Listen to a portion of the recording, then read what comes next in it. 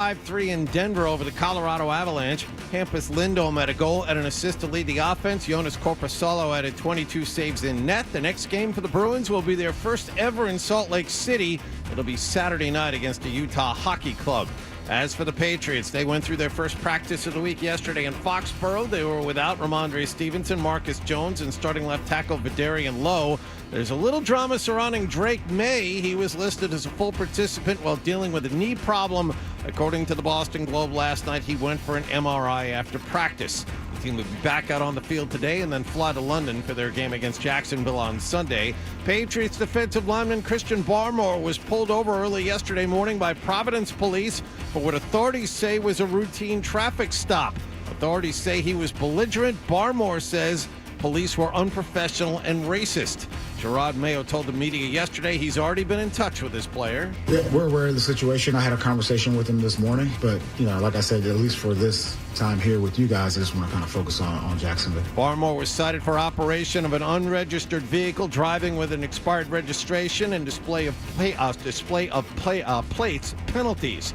According to the Sports Business Journal, the Fenway Sports Group has shifted its focus from possibly perching the Celtics to now chasing an expansion team in Las Vegas. And at the National League Championship Series, the Dodgers beat the Mets 8-0 to take a 2-1 lead in the National League Championship Series. Sports Hub headlines are brought to you by Catches Law. Injured and can't work? Turn to Catches Law, the official law firm of the New England Patriots, to tackle your needs with local attorneys who live and serve here in New England, and let Catches fight for you. Go to catcheslaw.com to book your free consultation. I'm John Wallach at Boston's Home for Sports, 98.5 The Sports Hub. Your next update at 6:30.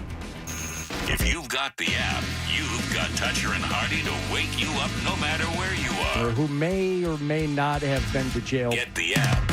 The 98.5 The Sports Hub app.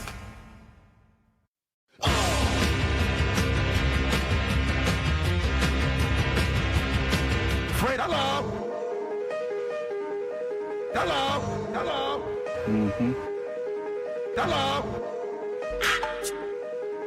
Hello. Hello. He's naked. He has a sword.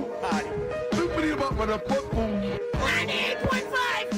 The Hub. Bruins are back from the West Coast. Cocaine and hookers. Yes. Na. Is it okay to use this for the radio? Yeah. Welcome to the show, you sweet bitch.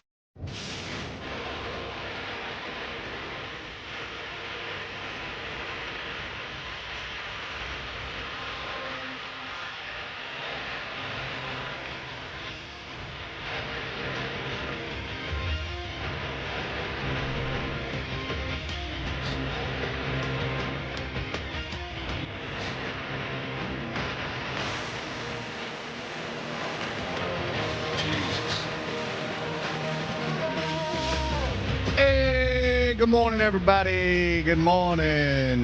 We are Toucher and Hardy, brought to you by FanDuel Sportsbook. Make every moment more with FanDuel. You can watch us on YouTube. Search Toucher and Hardy on YouTube, and know that you can call us 617-779-0985 Town Fair Tire Studios. And what an exciting show today. Mike Gorman will be on the show. He's got a big event coming up tonight. He asked if he wanted us to do the show once a week, and I told Adam and Hardy that. They were like, "That's fantastic! What a relationship you have with Gorman. This is great." He's retired. I didn't say that. Well, I'm creating a. I'm going to drop the hammer. So everyone's like, or I should say, I told Adam and Hardy, very excited that look at this relationship. Mike Gorman, the legend, wants to come back. He's asking to do our show once a week, and then it was met with mild annoyance by management.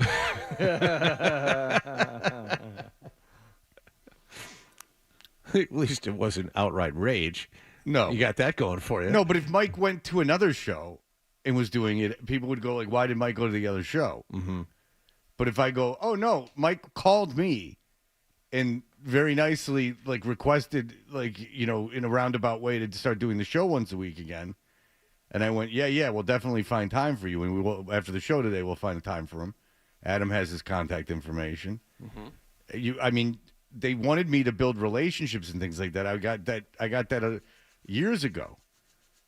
I was asked to do that, and so here we are. And I didn't expect didn't expect anything except for okay, great, or just okay, not annoyance. My only issue with this will be if he comes on to promote some kind of an event tonight, and an actual invitation is not offered up to us. And I don't mean a kind of like the invitation that was extended to you, Fred, about like, hey, why don't you come to my last Celtics game that I'm calling and just, come down to the floor and meet me. Even you were, put off a little bit by the half-assed nature of the invitation. Like, just come down. It's like, you either, want me there or not. How are we going to do this? Wait, so, his last Celtics game? Yeah, you were invited, but then you were like, what am I supposed to do? Am I supposed to go down there? No, I was next to his. That's not the game. That's not fair to him because, his last game, I went to the party in the Garden, so they took me to the party, and I was down on the court. But I have in the past been texted by Mike and said, hey, you're at the game, and I said, yeah, and he's like, come down and say hello, and I'm like, I can't do that. All like, right, I can't get down to you. Whether you were treated unfairly or not this time, or that time, this time, if the actual invitation is not offered, you should be insulted and take it as an insult and let that rage out, preferably while Mike is on the phone. I don't know if I really want to go to this thing tonight. Doesn't matter. Doesn't matter. That's your choice. It's the effort that counts here. Right. I mean, you're inviting him on your show. Like, I don't even know. You had a if big it's in the birthday party area. and didn't invite me. Well, would you go? No, that's not the point. Of course, I'm not going to your birthday party, but I'd like to be invited. Mm-hmm. And then maybe you get you a gift card. You guys have that Chili's. kind of relationship, Fred. Did you have a 50th birthday party?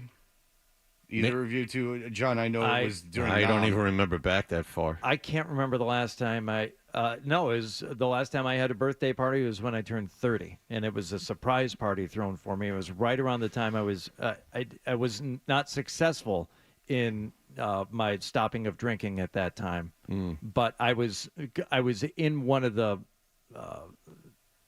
You know these periods, Fred.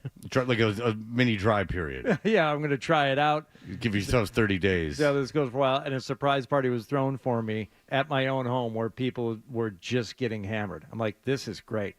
This is wonderful. And then they all left, and everybody who was there at the house who had stayed over was too drunk to clean up, so I just cleaned up after the party. Oh, that sounds lovely. What a great evening that is. Yeah, and I haven't had a party thrown in my honor since. No one. No. Do you want one? No. But in the 23 years since, should there have been one? Yeah, probably. Probably one. Mm-hmm. Yeah, one effort made by somebody. There. I'm putting it out there. She's not listening. No, it's far too early for these ladies to be up. How many parties have been thrown in their honor since then? Legion. Well, how many years have you been together?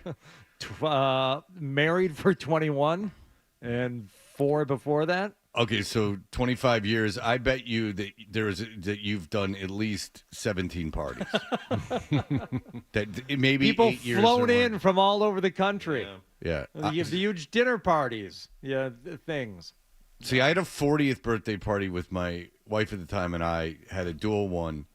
Johnny, you both were there, and I am turning 50 in I January. met Fierce that night. Yeah, Fierce was a rock That was star. the night of the Pacquiao-Mayweather fight. Yes, it was, and that's a whole different thing. But we went to a Mexican restaurant. My favorite photo from that evening is Fred standing next to the mariachi band, completely not wanting to be there, but I think Stephanie made you stand next to the mariachi band and take a picture. So we have a picture of the mariachi band playing and Fred standing next to that, trying to look interested but not interested at all. No, I don't think anyone really likes the mariachi band. It was great. Like, the mariachi band just interrupts your conversation. They're very loud. Very loud. Yes. Very loud in a very quiet environment. Well, I mean, the party.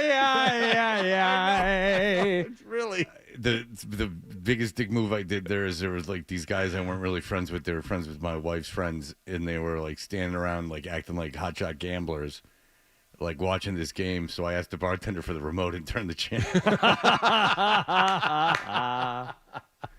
I put on like women's softball. Because they were like, it's my party. This is what I want to watch. I just was like, all right, dude, you got a phone. Like, oh, yeah, I got money on do you there, Henry Hill? Yeah, what? The other big upset of the night was that Zolak actually showed up. I remember because, Zolak was bitching and moaning about coming all the way back into the city during the evening, but we wanted to see him and Fierce get together, and Zolak actually showed up at your party. He showed that he cared that much, because getting Scott Zolak to do anything like driving related when he's not on his way to get a paycheck is quite amazing, and you managed it that night. It's a big feather in my cap, but I will tell you that, because I turned 50 in January, and I mean, there's going to be no party. I don't want one, and I don't, because I don't even know who would throw it. So, because now people are starting to ask me, "What are you doing for your 50th birthday?" I'm like, "What do you want me to do? What am I supposed to do?" Nothing. My 50th also took place. Let's see. It was about the year anniversary of COVID, and things were still dumb. Like you couldn't do a lot of stuff. It was in March of 21. Yeah, in March of 21, I got out of rehab, and my wife, at the time for my birthday, rented a theater and had two families come and put Back to the Future on, and I'm like, what the hell are we doing? I remember you came in the next day. You were pissed. I'm like, what are we doing? I'm like, this sucks. That was like, I'm not a child. That was the first reaction to it. Fred and Stephanie went all out, and then all out. Well, you know what I'm saying. Renting a theater during COVID was very hard. I mean, and very expensive. But you came back in the next morning. You were not happy. I'm not a child. I actually did that for Marcy's 50th. We rented out the theater and got a premiere of the new Ghostbusters movie, which she was very excited about. Huh. Well, that's a little bit different.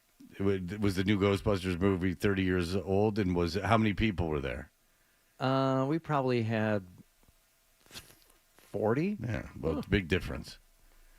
But she showed a kids movie, and I don't particularly like Back to the Future. Like, it's not something I particularly like.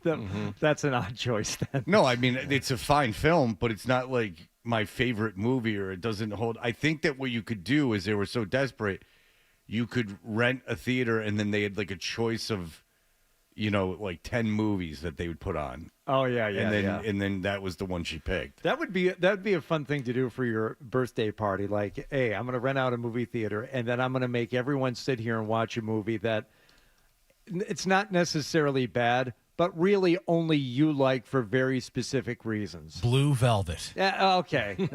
Now that's offensive. But yeah, I'm going to have everyone show up. You know what, everybody? I need you all to come to my birthday party. It's important to me. What are we watching? Amadeus. Because I love it. I mean, F. Murray Abraham gives a tour de force, and this is something, it's long. We're going to be there a while, but everyone settle in for this Mozart-themed period piece, and we're all going to, that's my party. You sit here and watch it now. It'd be funny if you put like Buffalo 69 or something on, like it's not quite pornography, but there is a porn scene in it, just to get the reaction from the people. Wait, are you thinking of Brown Bunny? Brown Bunny, Brown yeah. Bunny, it's the Buffalo other Vincent Gallo 68 or Buffalo whatever. 66 was 66. another Vincent Gallo, but Brown Bunny's the one with the Chloe Sevigny scene there. Yeah, Chloe Sevigny had bamboozled into that. That was not good for her career. No. And you know that the choice, because she gave oral in real life to the, what's his name, Vincent Gallo. Vincent Gallo, yeah. Who was a big to-do in New York, and she's like a Connecticut girl. She was in Kids and everything. So I think she was probably seduced by his cred. And it seemed like he was just like, I want to get some actress to do this to me on film. And she was the one who did it. And the movie ended up, I guess, sucking. I never saw it. I never heard it was good. I never read a good review. No, it was panned. It was like panned and booed at cons. Yeah, and then, yeah. But then everybody like later on came back around and like did the retro review of like, oh no, it's artful and it's tasteful and all this. Like they kind of turned teal. Well, as long as it's tasteful. I mean, that's all I'm concerned And it's about. con. The S is silent, dummy. Did I not say con? They said cans. You said Oh, cans. sorry. Canis. I don't speak that French stuff.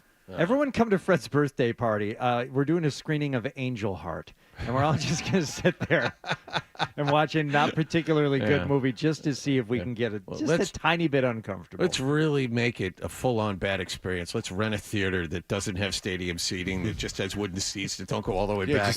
What's the one in Arlington? Let's do that one. Rent something at the West Newton Cinema. Yeah, West Newton Cinema. And put on The Legend of Billie Jean. That's going all out right there. That's it. That's the movie. Wait a second. So why are we watching it? He really likes it. Yeah. Yeah, but I don't want to see this. Yeah, it's The What's Legend it of about? Billie Jean. Let's offend everybody. I guess they stole her moped, and she's really pissed. You know that, but I'll tell you this: Lisa Simpson's in it, Yeah, she is. and she gets her period. She's also in Maximum Overdrive. Is that Oh right? no, that's No. The video games say play me. yeah, I think so. I think she's in Is she? Maximum Overdrive. Face it on the level. That's right. Isn't that gonna soundtrack album just an AC/DC album? Yeah, Basically, yeah. But a 1 out of 1. yeah. I just Eddie Trunk getting very, very esoteric with his guests, guys that I don't even know. I've had to turn off Eddie Trunk recently. Do you have any examples? I'm curious. Richie Kotzen, I don't know who that is. neither did I. You're But- more of a metal guy than I am, but Well, I mean, I'm not that. Yeah, I know The you're not a reason I find metalhead. it It's- funny yeah. is that this is so obscure to me. right. He's running low on the guest list. Who is a guy from the Winery Dogs or something? And then he had on a dude from Electric Ladyland Studios. And then he had a guy on that was not the Richie Kotzen was in Mr. Big, but he wasn't the guy from Mr. Big. Like he was not the singer from Mr. Big that was on To Be With You or Addicted to That Rush. He was the singer after that. Oh, boy. Like from like 99 to 2002. Yeah. Before that, he was the drum tech, though, so he has a connection. Yeah. It was an odd choice of guess. It was, and then he had someone on yesterday from Alter Bridge that wasn't the dude from Creed. Okay. Yeah. So it wasn't Mark Tremonti. It was like another guy from Alter Bridge. I had to turn it off. Oh, I thought Alter Bridge was. Oh, what am I thinking of? I'm thinking of Days of the New. They became tantric. Yes. Oh yeah. And Travis Days of the Meeks New kept the theme, yeah. Days of the New theme. Right. Yeah. Or something. Okay. All right. Well, I mean, but I did get stay along for that. It's the 8th Alter Bridge album coming out. Oh. No way. That's what they don't they have said. 8 albums. He said, if I'm remembering correctly, and I'm like, I think you are. You know, Eddie Trunk's listened to every single one of them. Who's the guitarist that just died? The guy who used to play with Ozzy. Oh, they no, got- he didn't die. they It was got Jakey shot, Lee Jakey got Lee. shot. Oh, yeah, in Las Vegas. Random, right? Like sad. Out walking his dog, and they Uh-huh. think it was like a. You don't think it was random, Fred? No. Like, I used to work with a guy who was so paranoid someone was going to kill him. I'm like, people, you know who people die and people mixed up and stuff. Like, no, I don't think you were just walking your dog in Vegas. and I don't know. got Well, popped. last year, the drummer from Def Leppard got assaulted, and it was a random assault. It wasn't. He was just he outside of robbed? his hotel, like smoking a cigarette. And Was he robbed? No, he just was like beat up. Well, randomly. I know, okay, because I know a woman that was in Vegas that was assaulted, not sexually, but assaulted and robbed, like mugged, basically. I mean, Okay. scary for her. Yeah. She was smoking outside of a hotel. But maybe it was San Francisco. It was one of them places. But I don't know. Not a lot of people get shot by Fred, accident. Okay, now before you go casting aspersions, all he was doing was walking his dog at 2:30 in the morning near Valley View and Star Avenue in the South Valley, and his publicist said the shooting was random. Okay? Yeah. This directly from the man's publicist. Now, would she lie? What neighborhood is that, Hardy? You're the Vegas guy. Is that like a sketchy area? Valley View in the South. If it's know where that in is. any, like, if it's not great. if it's not a residential And it's neighborhood 2:30 in the morning. at 2:30 in the morning, then I don't believe that he got shot randomly. You don't honestly get shot randomly. Y'all are dog owners. Do you walk your dog at? I mean, you guys don't. Obviously, you're asleep at 2:30 in the morning. But is that like a normal time to walk a dog? No. You could, but in my neighborhood, you could walk in a residential neighborhood. You can walk a dog whenever you want. Sure. Yeah. But you Yeah. can't be in like All right. in just walk. You could walk a dog pretty much anywhere. You could walk a dog around Detroit, but the thing is that, and you wouldn't get shot unless you caught a stray. But the thing is that you wouldn't be doing that. Like you would be looking for something. Everyone I know who's been shot where it was not self-inflicted has been mixed up in something. Look, all I know is the last 30 seconds of Over the Mountain, Jakey Lee shreds. Listen, he was uncredited on a lot of the stuff that he wrote for Ozzy, and that's right. why he got kicked out of the band, because he got into it with Sharon. What are you getting out of this, Detective Horror? It's in a weird part of town. You know where Rio Seco Golf Course is, of course, Fred. Yeah. Rio Senko. So it's kind of like south of the airport, kind of in that direction. It's not terrible. I think there's a lot more residential down there now. So it may be a perfectly acceptable neighborhood. And the one thing I will say is this. Walking your dog at 2:30 in the morning in Las Vegas is not common. It's not going to like turn heads because it's like New York. It's a true 24-hour town. Right. So there are people out doing odd things. They're going out to dinner at 2:30 in the morning. So You know where they're building the new Sphere? Abu Dhabi. They were trying to do it in London and they couldn't get it done. I guess the electricity bill is like insanity to keep that thing lit up because they keep it lit up 24/7 on the outside. It's not something I think I'd want in my city. Just a big glowing dumb Absolutely orb. not. No, Vegas fine. In Abu Dhabi, you can put whatever you want there. I'm never going to see it. But no, if I lived in like a real city, no, I don't want that in there. All right, we'll be back in just a moment. Catch up with everything that happened last night.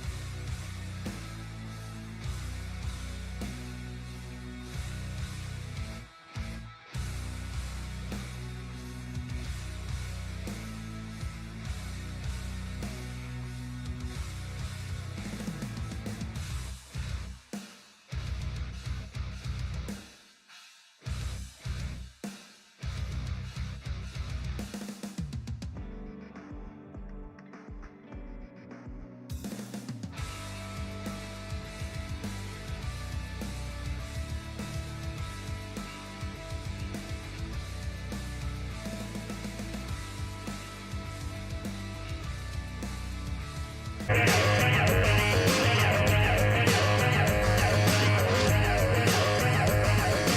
we're Toucher and Hardy. Hardy, what is going on in the world of sports? Bruins were in Colorado to take on the Avalanche last night.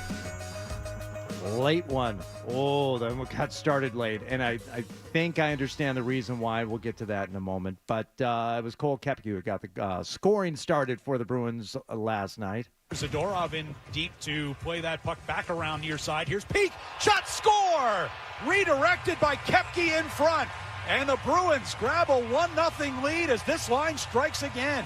Fourth line, possession, rotate it back down low. All three forwards touch this puck, and then they're going to win a battle. We're going to hear more from Koepke later on, but it's that fourth line for the Bruins that just continues to go out there. And it's not just an energy line. It's not just give these guys a breather. They go out there, they're playing very, very good complementary hockey, and they're doing everything. They're doing everything. They're forechecking, as Bob Beers just said. They're getting behind the net. They're getting into the dirty areas. They're making stuff happen. Everybody's touching the puck, and they're scoring a ton. But last night it was good to see some other quote-unquote goal scorers actually score goals too. Here's Pastrnak coming through neutral ice. Not upended. From his belly, able to get it on to Marchand, and now Hampus Lindholm down the left wing circle. A centering feed, they score! And it's Pastrnak who tips that one home, and the Bruins grab a 3-1 lead with their second power play goal of the night. By the way, of the 5-3 final, spoiler alert, 5 of the 8 goals last night scored on the power play by either team. And David Pastrnak showing some grit, getting across the blue line, fighting through some traffic, which, as good as he is, I'd say maybe that was the one thing over the last couple of years. You looked at Pastrnak and said, he could be a little stronger on the puck sometimes. Yeah. But that was a good indication that he's been working on that aspect of his game. So good for him. He's already got over 350 career goals. I mean, and he's still in his 20s. I mean, this is a guy who could wind up with 600 before it's all over. That's how good he is. End up with 1,000. 2,000. 2,000 goals. Mm-hmm. I don't put any governor on my boys. There you go. Korpisalo was in net last night. McKinnon's got it back on the right wing circle. He sends one in front. Save made. Korpisalo down on his side. I think made a second save. And that puck is covered up in the crease. And you better know next time instead of think. The Bruins would go on to win 5-3 against the Colorado Avalanche. Let's hear from Cole Koepke here in the walk-off interview. Once again, that fourth line getting it done. How you doing it, champ? I think we're just working hard. I mean, we're playing simple. We're just trying to advance pucks from zone to zone, be defensively sound, and then when we get in the offensive zone, just try and use our size and speed to wear them down. And when the opportunity comes, take it to the net. That's what we've been trying to do. And just staying connected, and it's been working out for us so far. Yes, it has. So congratulations to the Bruins. And the Colorado Avalanche now 0-4. Yep. Which then it gets annoying. Like when you get long losing streaks like this, that's the ones that you look back on and you go, oh boy. Like it's because it's a long season. You can't 3-2, 2-3. Who cares? It's all the same. Bruins lose last night. Who cares? It's when you start stacking them all up in a row. Just start mediocre. You don't have to worry about the rest of it. But when you're 0-4, 0-5, 0-6, and when we had Ryan Johnston on, he said what a lot of hockey experts say: just be in a playoff position by Thanksgiving. Well, it becomes harder to do that if you lose 5 or 6 in a row right at the start like this. Yeah, you do. Then all of a sudden you're scrambling here for about a month to get back into the picture. Yeah, your winning percentage gets a lot more difficult if you have to do it that way. So Colorado's dealing with a lot of injuries. I thought maybe we get a chance to see Chris Wagner going against his former team last night, but he was Why would that interest you? I know Chris Wagner a little bit, and it would have been nice to see him. He's gotten some ice time already this year. But but how do you know him? How do you think, Fred? Through golf. And if you play golf, you're my friend. Wallach? Yes, friends. Friends. Yes. Fred? Friends. 12? Not friends. Mm. That's how that works. So why was the game so late starting last night? I believe they had to delay the start until they got done celebrating everything going on with the Pittsburgh Penguins. Hands off for Brian Ross. Now Crosby dropped off. Malkin's shot clock. Got it again right there, and they score! It's Brian Rust on the power play. And Pittsburgh has got back within one. And Sidney Crosby just picked up point number 1,600 of his illustrious career. That goal horn isn't annoying at all. That's just crap. keep honking that thing. It's great. I actually edited this next one because they blew it twice and let it ring out in its entirety for the other milestone that was reached by a Penguins player last night. It's a little more chaos down there. Face-off win, final seconds of the power play for Pittsburgh. That one overshot Crosby. Now it's Malkin. Malkin down. Crosby to the front for Malkin. Save me. Rebound scores! Number 500 for Evgeny Malkin. I cut out an entire goal horn out of the middle of that that's thing. too They're bad. just letting it breathe. So Sidney Crosby would go on to get the game winner in overtime. Can you name the other two active players currently? Ovechkin. That's one. And who is the other with over 500 goals? Okay, so Ovechkin, Crosby, and Stamkos. That's it. There you go. Skaboom, hockey expert. Very good. So I was listening because they were babbling on about the WNBA on the way to work today. So I put on the NHL network, and they were talking about the American team. They were referring to it as American team, not the U.S. team, which I found strange, Canadians doing that, because we're all Americans. They were saying that... Are we, though? I know some of us seem like commies. They were saying that Swayman is on the team. He is going to be one of the 3 goaltenders for Team USA. Dan, go ahead.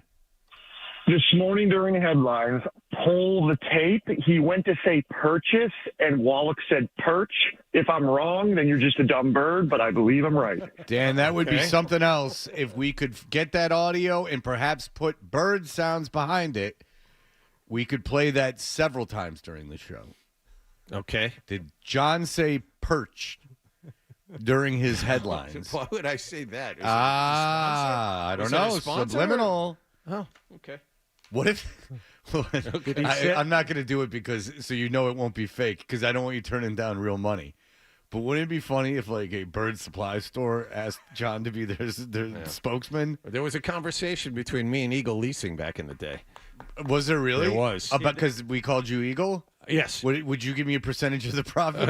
It doesn't matter. They wouldn't do it, so it doesn't matter. No. They have their own guy. Apparently, they were married to their own guy, so it never went very far. Oh. When's the big bird seed time of year? Because I mean, like dog food used to send people around, at the Super Bowl. Like, that's a big money business there. If you've got a big dog food brand, you hire a Hall of Famer to go around and talk about your dog food for interviews. What about bird seed? Bird seed not cheap. When we come back from Florida, usually. Spring. You throw it at weddings. Well, birds fly south when they fly back north. Oh, okay. So springtime is the big bird seed springtime's a big push. Now you brought it up because now John's going to get you in his stupid charity, which is about bird seed awareness and not throwing rice at weddings. Yeah, choking's a very big problem. But it's not choking; it's blowing up. Yeah. I mean, that choking is autoerotic asphyxiation, which is what some birds.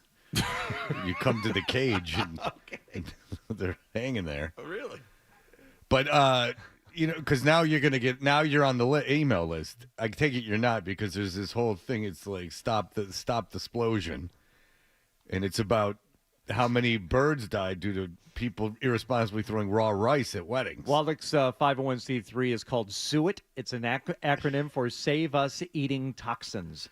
You wants to make sure everyone's got good quality feed. It's really impressive in those feeders. That was really impressive. That is off the top of the head like that. That's really good. Five-letter acronym.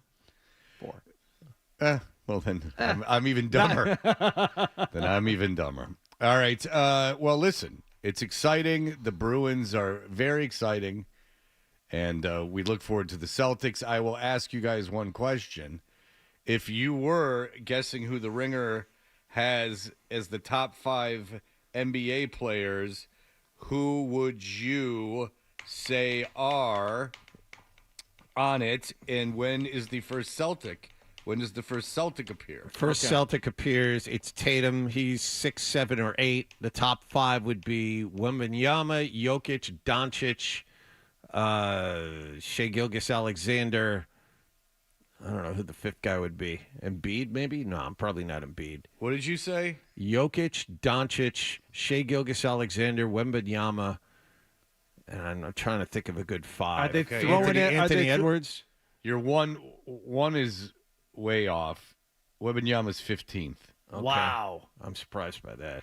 Are they doing Tatum is 6th, by the way. Okay. Are they throwing like Curry in there for old time's sake? No. John, I mean, the top 5 aren't, if they take out Tatum, the top 5, Curry is 7th, though. The top 5 aren't hard. You were pretty much right. Embiid's 5, who won't play back-to-backs this year, by the way. No. He never wants to play back-to-backs again. He might get even slower if you do that, yeah. Real quick, I'm just fascinated how these guys can't play 30 minutes of basketball in 2 days, 60 minutes of basketball in 2 days total. I don't know what happens to your body from 18 to 30, where when you're 18, these kids are playing 3 games a day, AAU games and tournaments a day. And then all of a sudden, like, you can't play, like, even because they manage your minutes in the NBA. It's not like you're playing full games. So you can't play an hour of basketball over the course of 48 hours? It's the Porzingis treatment, I'm convinced. I mean, Porzingis is as injury-prone as injury-prone gets, and they look at Embiid, and they feel he's, for some reason, the same way. And so you can understand it with a guy like Al Horford. A lot of miles. He's 38, 39 years old. They're not going to play him back-to-backs this season. I get that. But Embiid should be, able to play back-to-backs. Well, and also Porzingis' body isn't built to be running around like that. Sure. I mean, it's just not. He's physically not built that way. I think we even talked to someone in medical profession that was talking about how that might be the case. Your ligaments are too long. Yes, Adam. We have that audio you asked for. Oh. If you'd like it now. Just to confirm. Oh, from the headlines? Yes. Oh, all right. According to the Sports Business Journal, the Fenway Sports Group has shifted its focus from possibly perching the Celtics. So it was perching. We are efforting to get some nice little bird sound effects mixed in there. Please, can we to play confirm. I think the word is purchasing. Yes. Yeah. Yes. It doesn't matter what you meant to say. So what we should do is get that cooking out of every break. All right, so here's the deal. Is that what happens when you walk into Wallach's house? Instead of asking you to sit down, he says, come in, perch. Yes. Which one of these? Here, get on the leather one. That's nice on the feet. Please take off your shoes. Before you perch. Yes. Embiid, Alexander's 4th. Giannis is 3rd. Oh, Giannis. I forgot about Giannis. Yeah. I don't even know if he's worth that right now, right? No. Luka, who's apparently good, is 2nd. And Jokic, of course, is 1st. Yeah. All right. We'll take a break and be right back. Sports Hub headlines.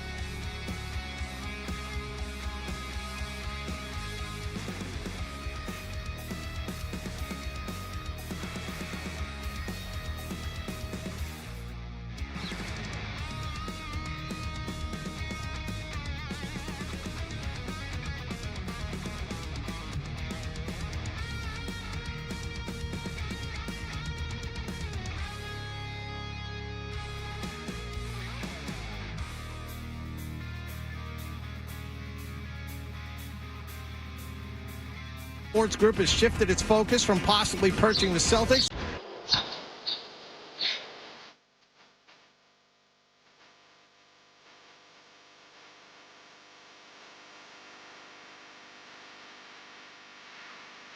There you have it. Sean said purchased. Said it purchased. So get that down in your skulls.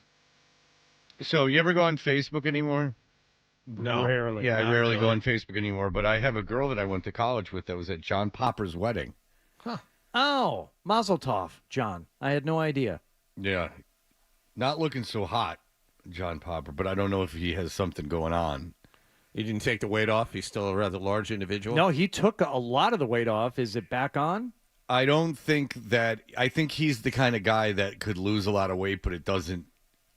He looks thinner than he did, but I don't want to say anything. He looks kind of sick, to be honest with you. But I haven't looked at it. He doesn't look like he's doing a lot of standing or anything. Oh, He's got that hat on though. and he's got the ammo belt that he wears around his neck with all his different harmonicas in it. And then he's got all the secret compartments in his SUV for guns. Yeah, Because everyone's after the pop man. In case Dude. you give him the runaround, he goes. Oh, pulls yeah, out that run gat. around. Hey. I like coffee and I like tea. And then an issue of fine pee.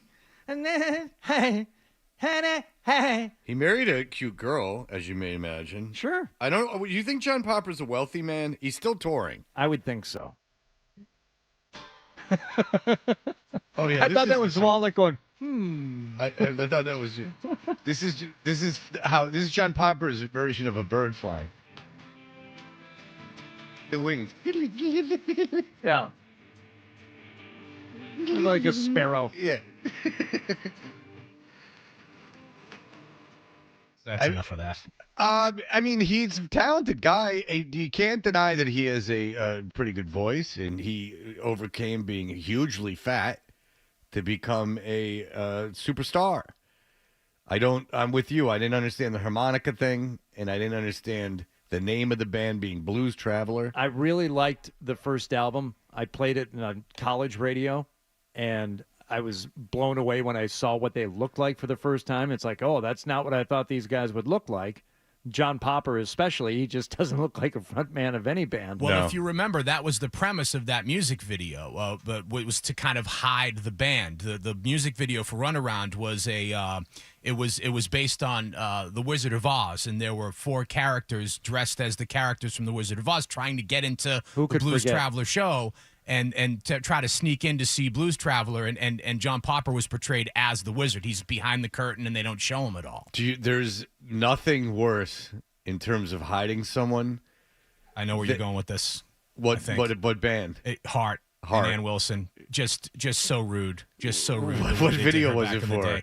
Like all of the 80s videos. But was it Dreams where they had her submerged in water? I think it was Dreams. Tight shots of her face, like they were just so No, from the eyes down was submerged in water. They It wasn't had even any pretense of. And I'm guessing that was she. By the way, they didn't write that song, Dreams. That was Bernie Taupin. But they it was offered to Stevie Nicks, and she said no.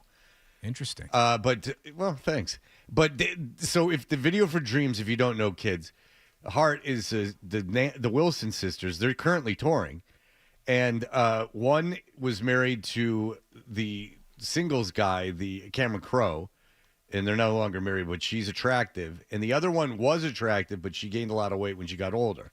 So there's a video for Dreams where they have the attractive one standing, playing her guitar, wind blowing through her hair, and the other one is submerged in water from her bottom lip down.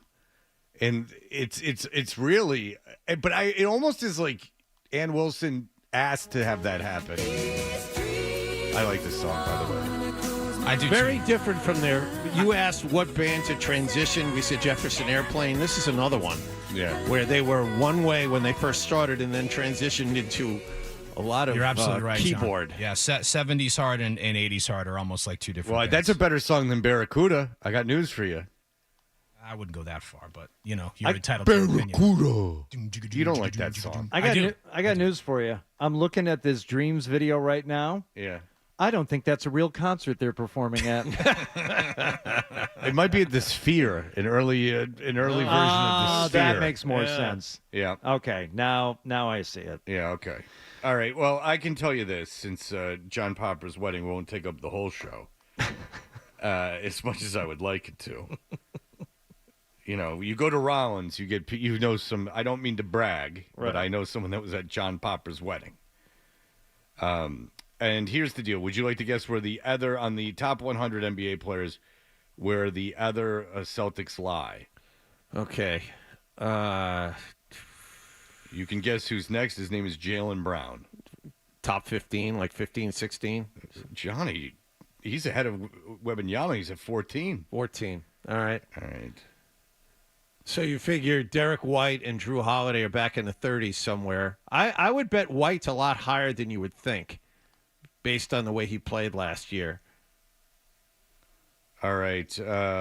Let's see. If Derek White is number 37, right after Rudy Gobert. Okay. And Drew Holiday's right in there, right? He's at 38. There you go. Yep.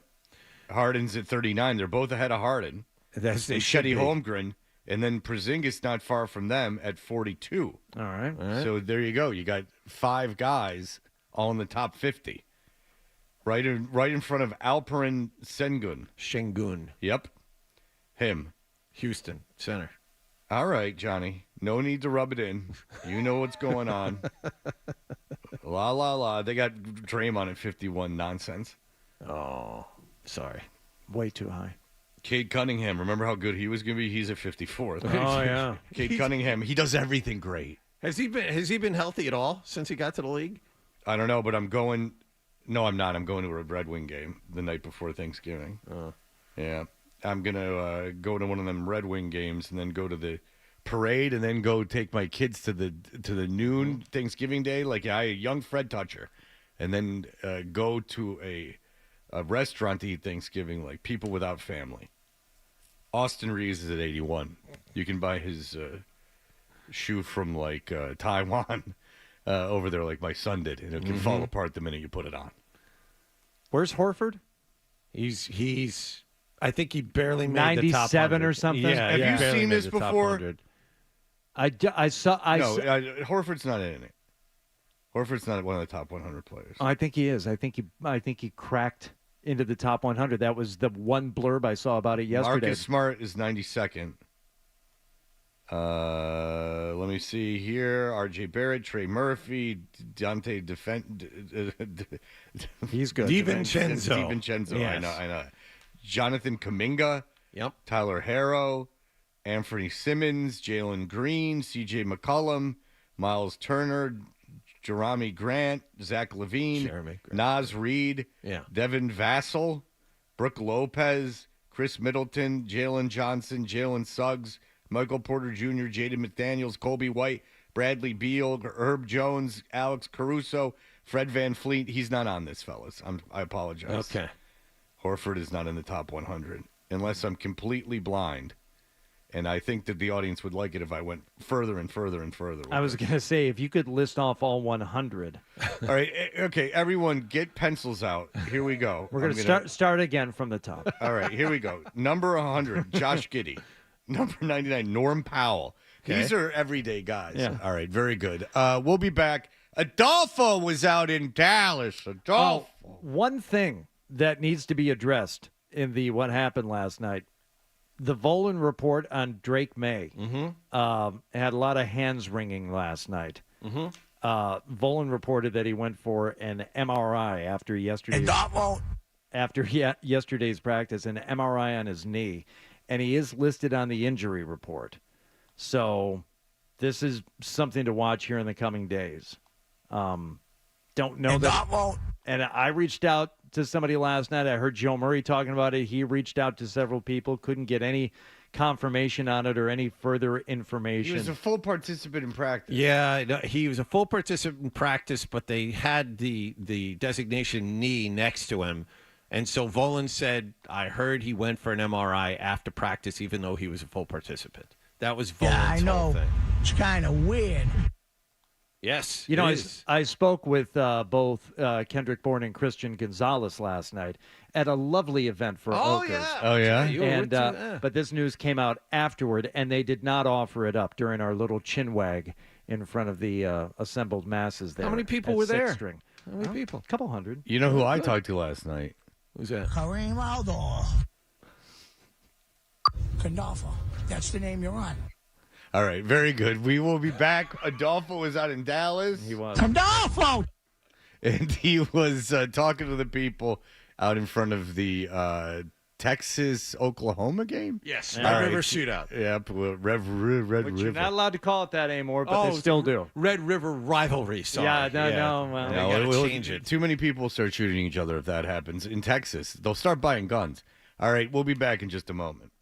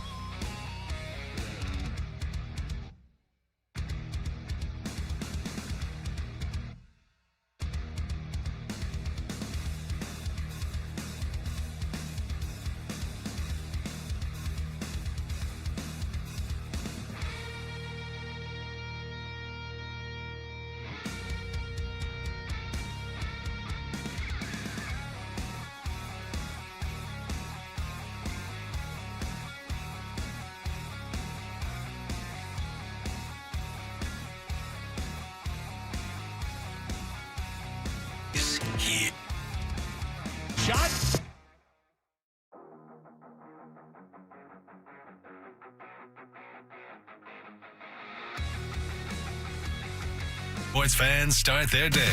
Toucher and Hardy on 98.5 The Sports Hub.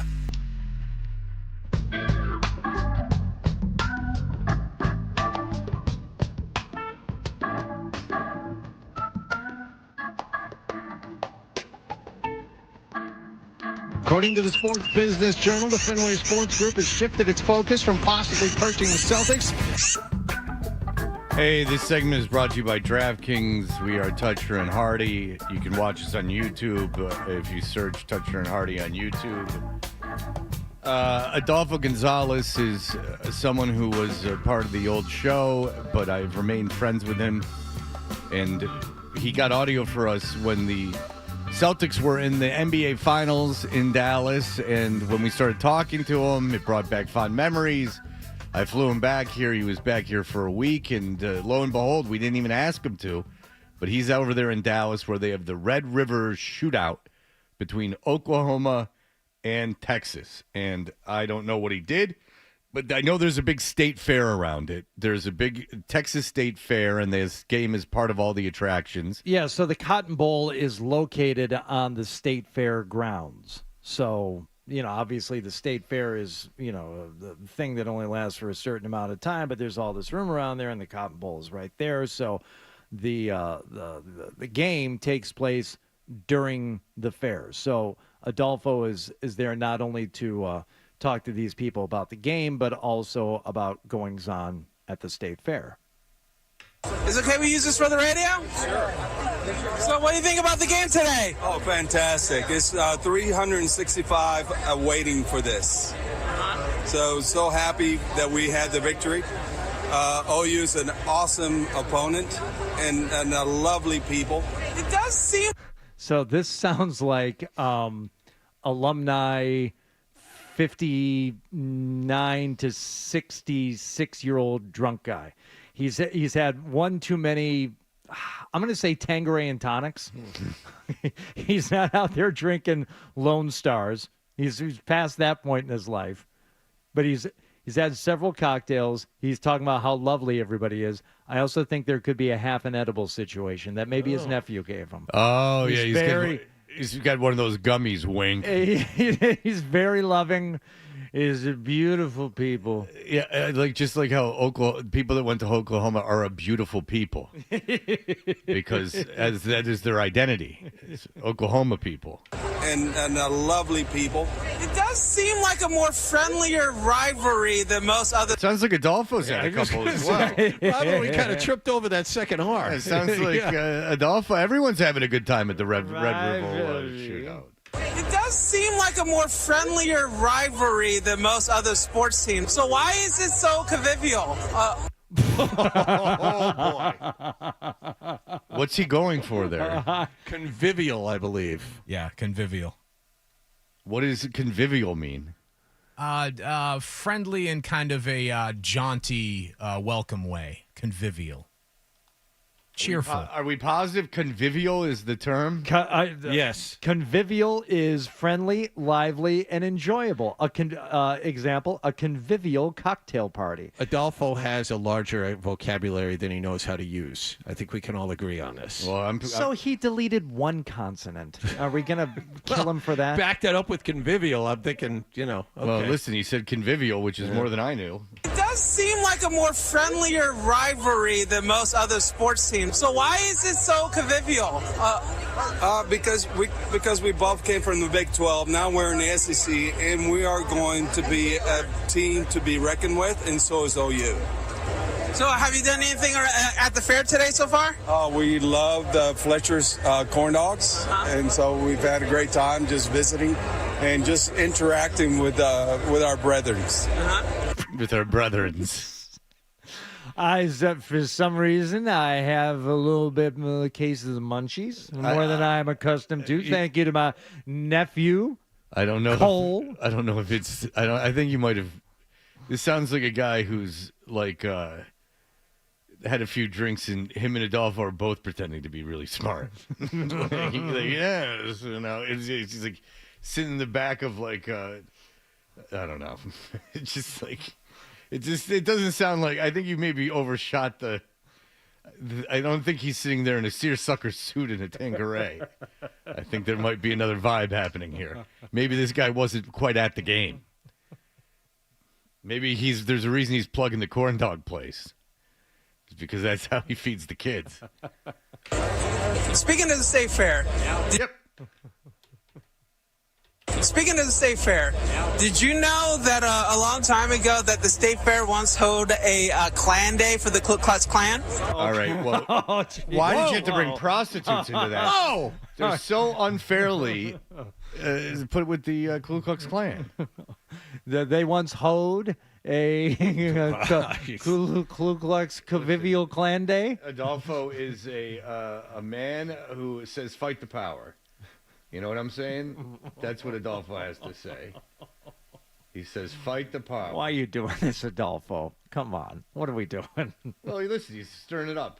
We don't want any judge interfering on a robe trial. And a robe trial means anybody can put a robe on and say, I'm a judge. That's right. That's and right. Doc won't.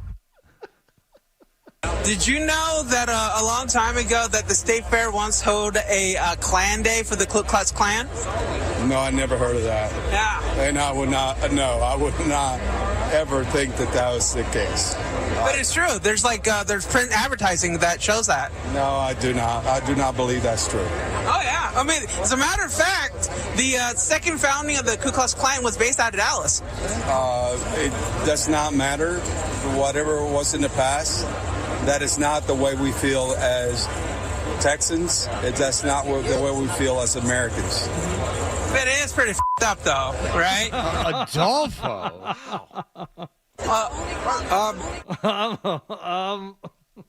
And Doc won't. Adolfo, man on the street.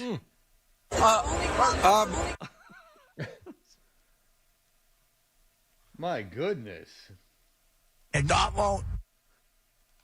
No, I don't think it's f***ed up. I think that we need to come together. I think we need to come together as a nation. Well, I meant it's kind of f***ed up that there was a Klan day here at the State Fair of Texas. I don't know anything about that, and I don't think I would ever promote that. Obviously, they don't do it anymore, so. And that does not belong in the history of this wonderful rivalry. But it did happen.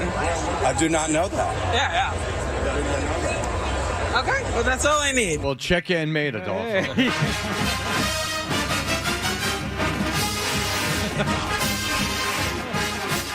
I mean, Adolfo exposing the unknown racist past of Texas. And Doc won't. And Doc won't. Having a nice conversation about football and brethren. And Adolfo has to bring up the Ku Klux Klan days at the Texas State Fair. Bon Jovi. Okay. You know what I am? What's that? Bronco guy. A Bronco guy. Yeah, that. Bobby Bristol. All right. Well, let's hear from maybe one of the more youthful attendees. All right. Is Adolfo gonna bust a little history on his ass too? Well, what do you think? Is it okay we use this for the radio? Yeah, perfect. All right, so what do you think about the game today? Very good game. My boy Rick McBroom, he balled tonight. No sacks let up by Rick. Rick's my boy. Red Anderson, I mean, he was catching balls out there. Pause. He was catching like no other. And I got my boy Arch out there. Arch was bulling. I mean, he slanged that rock. Oh my gosh. I've never seen a perfect smile in my life. No glaze. Big. No glaze? Is that the new no cap? No, he said no gloves, I think. Meaning he doesn't wear any gloves. Okay. Yeah, this kid sucks. Wait until Adolfo throws some of the racist history of Texas back at him. It's going to throw this guy for a loop. Yeah. So, did you know that a long time ago in the State Fair of Texas, they used to have something called Klan Day for the Ku Klux Klan? No, I didn't. Yeah. So what do you think about that? This interview took a turn. I really don't associate myself or like the KKK, but Actually, you know what? I feel really comfortable right now. This is a bad interview. Thank you so much, sir. Okay, okay. Okay, yeah, hang on. Wait, hang on. Let's see. Hang on. You need to get your stuff together. Texas is dominant, and they will always be dominant, all y'all, in the Red River rivalry. All right, get your stuff together, OU, and I'm out. Tide him out. All right. Hook 'em tied, baby. What was that? I don't know, but it was the future. What was that? It was that was like Kent State, baby. That was opposing forces meeting up. No one said the word rivalry correctly. No. Throughout that entire set. Or Ku Klux Klan, for that matter. I mean, I'll tell you what. I mean, woof. Adolfo going for a Daily Show spot.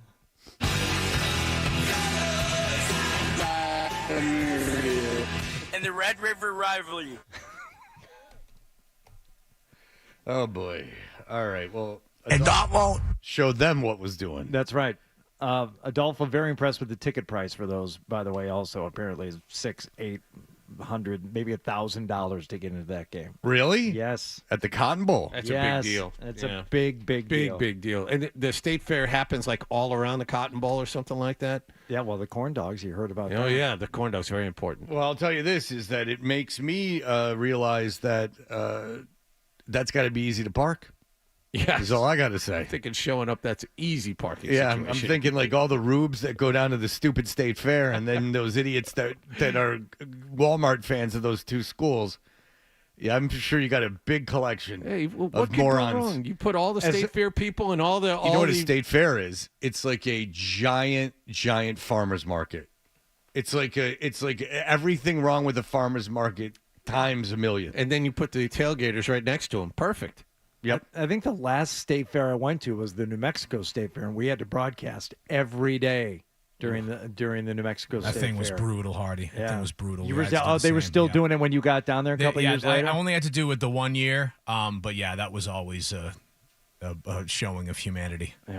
Yeah, it's something.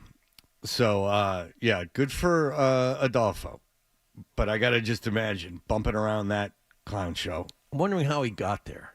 He has a car. He has a car? Yeah, were you here when he was here? He has a car and a license. Yeah, he's driving around. He's getting in accidents. I somehow missed that part. He got fired from one of the jobs because he backed into a car on his way out of the house. He was doing like installs and stuff. And then he had the vehicle from the company and he rear-ended a car coming out.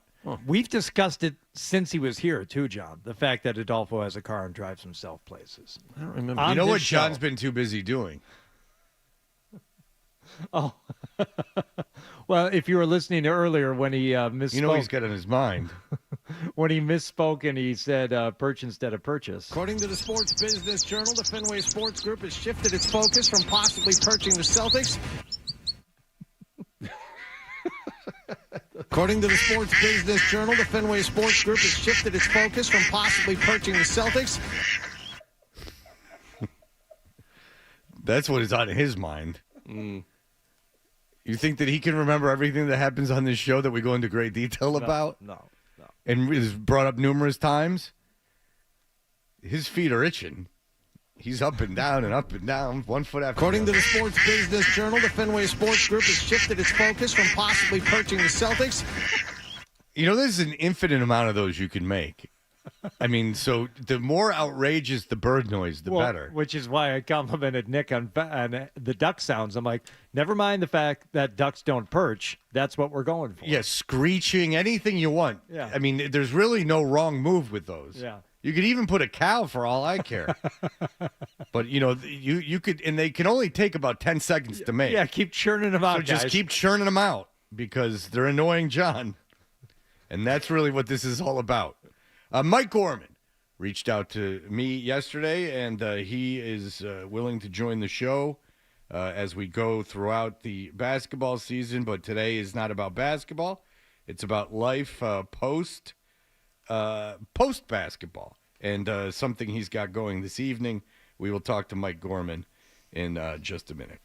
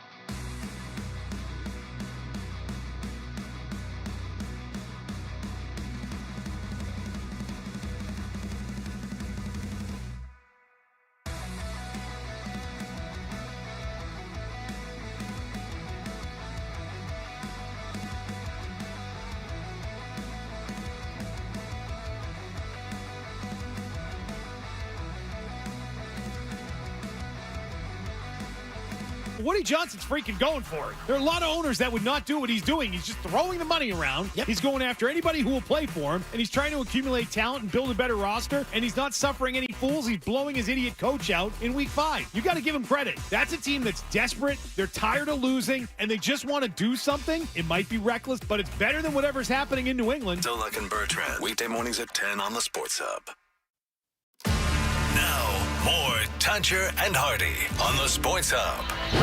Well, I don't know what to say, really. For the past 45 years, it's been an honor and my distinct pleasure to have been the voice of the Boston Celtics. I'll be forever grateful to this ownership for treating my family as they treat their own, and special thanks to all who welcomed Tommy, Scal, and me into your homes all winter long when there was a cold night going on outside. You turned us on, and that just couldn't have been better. There's no place I would rather have been. So.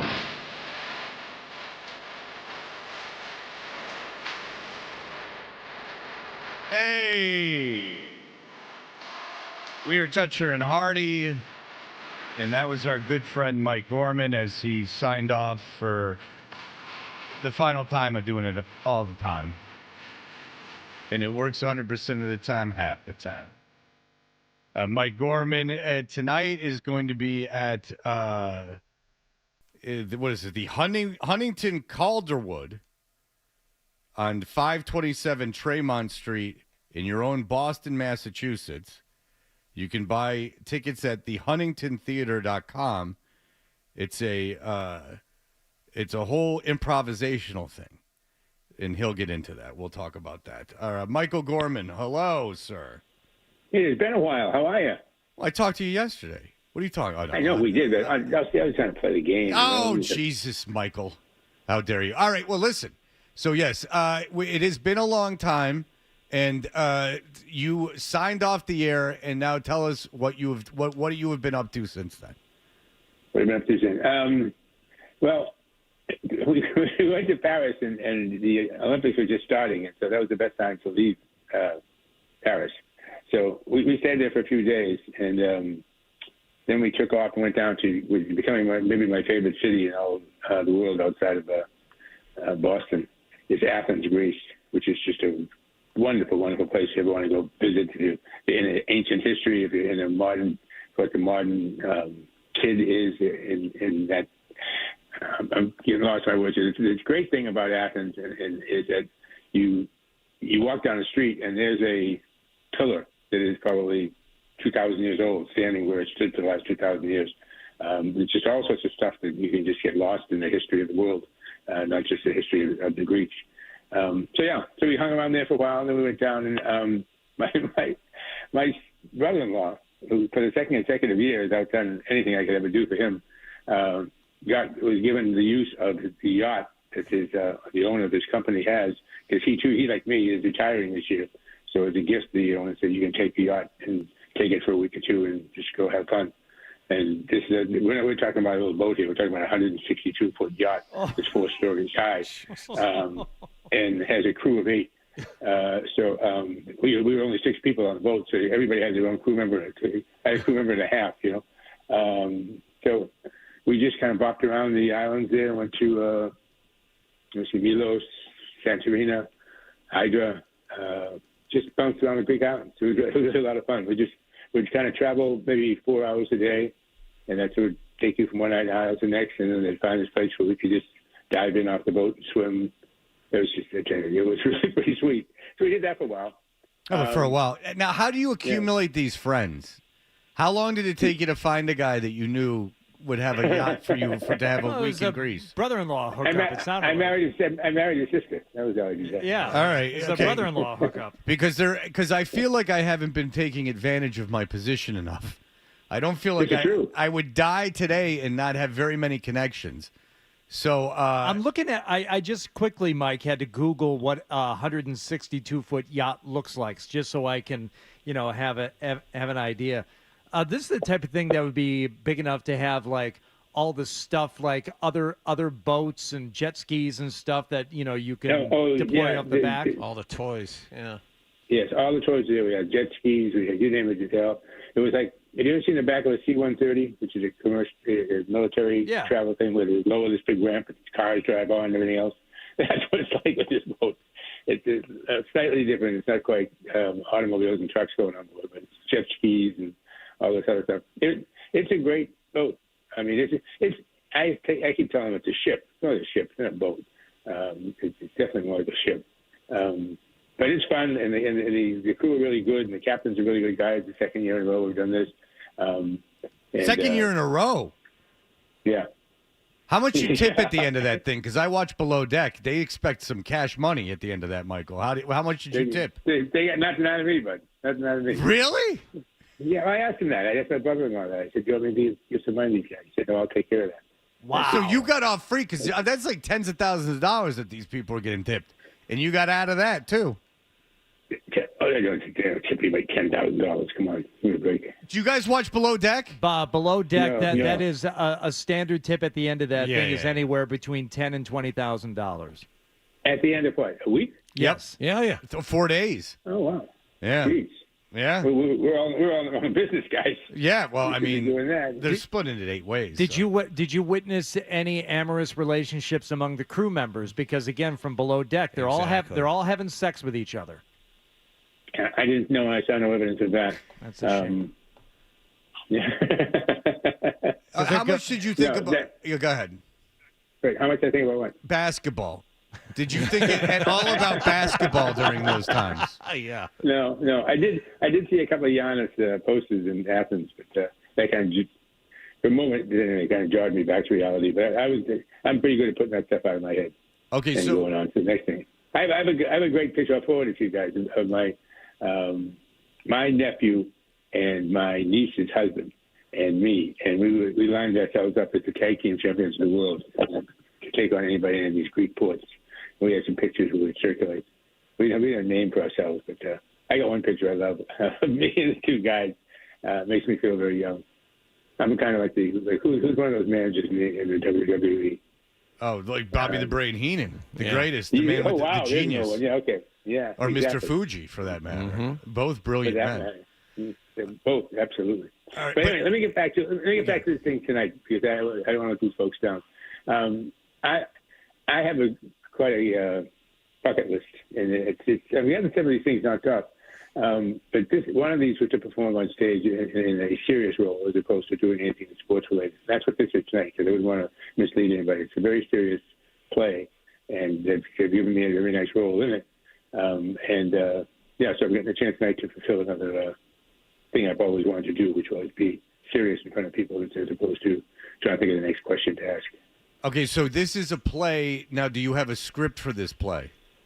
Oh, that's the key. That's the key. No, I don't. And that was one of the real appeals to me when they called me and asked me if I wanted to do it. They said, look, this play we have in mind, you won't see the script until the play starts. And we don't want you to look it up. We don't want you to look up the name of the author. We don't want you to do anything at all beforehand. And the less you do, the better you'll be. The short end is this play won awards all over Europe. The big one they won was the festival in Edinburgh, Scotland. It's been translated into 40 different languages. It's something that I had never heard of. Once I started reading about it, it's everywhere, and it's well received everywhere. And I'm really flattered to have had the chance to. They're putting a lot of people through it who are not really actors per se. Like I can't think of his first name, but Lockhart, the guy who's the Keith Lockhart. Pops. Yeah. He did it last week. Well, you'll be better than him. Mike, I think he's no good. I think we talked about this on the air last week. Is it an Iranian playwright? The guy who's yes, it is. Okay, so we talked about this. Yes, he's an expat. He lives in Germany. Okay, has for a long time. And he's an excellent playwright. Oh, is this one of the Adam things? This is what. So we do a thing at the end of every week where our producer Adam 12, who is a man of, let's just say, meager taste, right? Mm-hmm. I think you meant to say a man of culture is what you meant to say. He's a man of culture. Also, very little money. Money. He's always looking for something to do on the weekend, and we throw out things. And Nassim is the playwright's name. Is that the name of the play also? Yes, it is. Okay, so he said, there's this play going on where they have different performers like each night in each city, and no one sees the script ahead of time, Adam, would you go? And then we told him what the ticket cost was, and he said, oh, I absolutely not. I won't be doing that. But the play itself sounds fascinating. So you don't see it literally until what? Moments before you go on stage? Oh no, I'm on stage when it's probably the first act I do on stage is to go to this locked box, like a lockbox that sits on a desk, and in that is the actual script. Wow. And, yeah. Okay. And even that, my understanding, and I'm not supposed to have any understanding, so I could be wrong with it, but my understanding is even with that, I only get one page, and then I have to go with that. Does this make you more nervous or less nervous? I mean, you don't even know what to be nervous about. Actually, yeah, exactly. Actually, less, because I don't have to worry about blowing in my lines because I don't know what my lines are. Who am I supposed to be on stage? What am I supposed to be doing? What am I supposed to be thinking at this particular moment? All that's been taken away from me and will be kind of hand-fed to me as the hour and 15 minutes or hour and 30 minutes the play actually goes. I can't wait to do this. I was at first I was a little weary, and when the producer called me, or the director rather called me and asked if I would be interested in doing this, and my wife's on the other end looking at me going like, no, you don't do that. You're foolish. And I'm like, yeah, I think we do that. So we're going to do it tonight. See what happens. Well, you came to the right place because Hardy was there. Yours truly was featured in a Broadway play improvisational style when I was on Oh Hello. That's right. On stage at the Wilbur Theater with John Mulaney and Nick Kroll. Mm-hmm. My goodness, you never kept this. You buried the lead here. This is absolutely true. You were at that one, Hardy, right? I was. It was very good. I was at. I had to improvise with two comedians in character, no script. I did that in front of 1,000 people. So if I can do 1,000 people, wow. Maybe move more. If I can do that, Mike, I'm still not confident you can, but nonetheless, because I am a very skilled improvisational comic. But this is serious. Yes. I am interested. So this is not totally improvisational. There is a script, but you're not reading lines from the script. No, that's exactly. He gets the lines to read when he goes on the stage. Right. Yeah. Okay. So he's not You're not improving. He is improving. Well, yeah, but then I have to. I think, as I understand this, I could be totally wrong. We'll talk about this again next week, maybe. As I understand it, I would get a line, and then I have to react to that line. Okay, there you go. So he's got a starting point, and that's it. Well, John, that's a great question, because that's a big question I have to ask. The producer told me, he said, we'll get together for an hour before we walk out there, and if you have any last-second questions, you can ask me. And my question is how do we start? Right. What's the first thing that happens on the stage? You start with a shot of bourbon to steady your nerves. I may. Yeah. I may need that. I'll tell you this. But, if you're just reacting physically and you need inspiration during the course of the day, Jerry Lewis. I think he can't go wrong. Really underplayed. Aye! Whatever they do.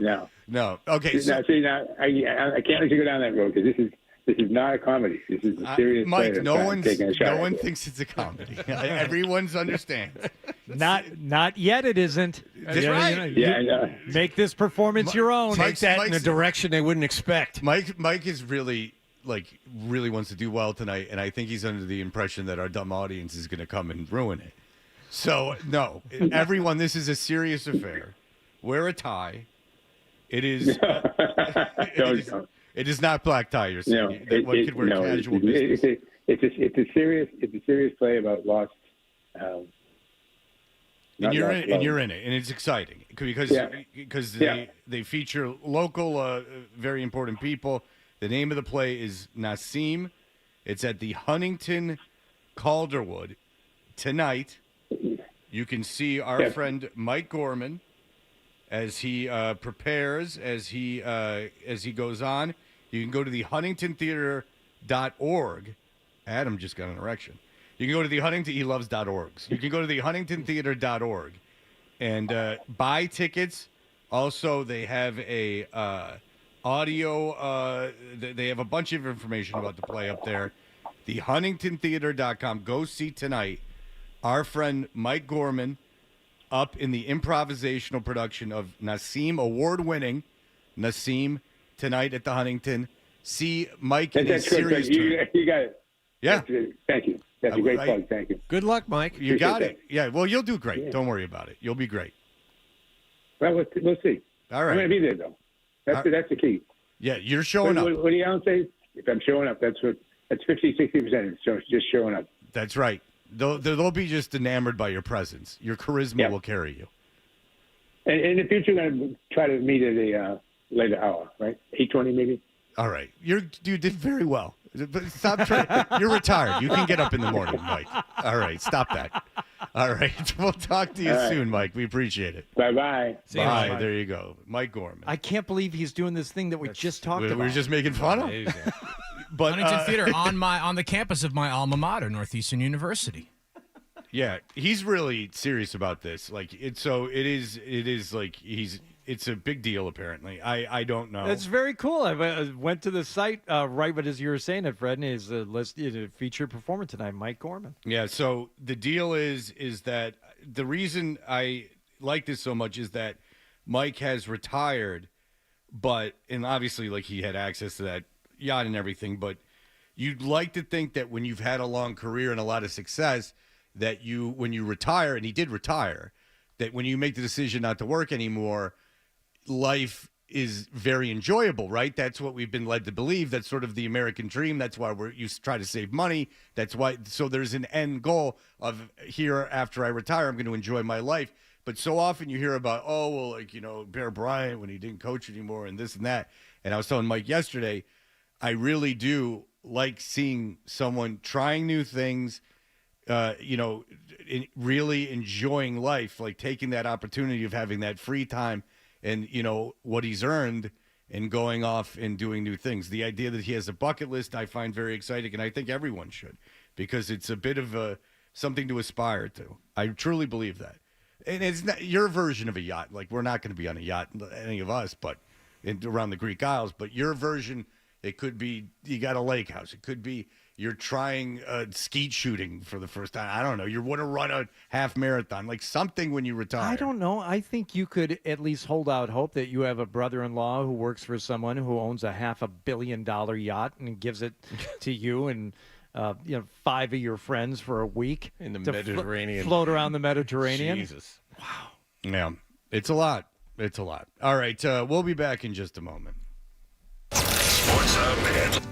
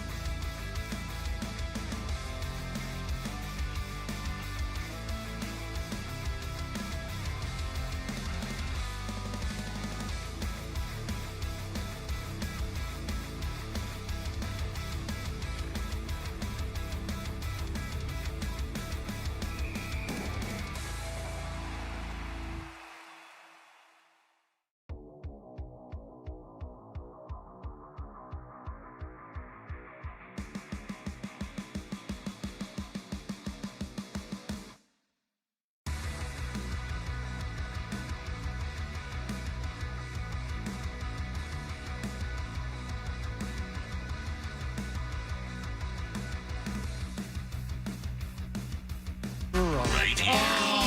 Is that Toucher or is that Hardy? I know, looks like a poodle. It's an effing poodle, dumbass. The Sports Hub.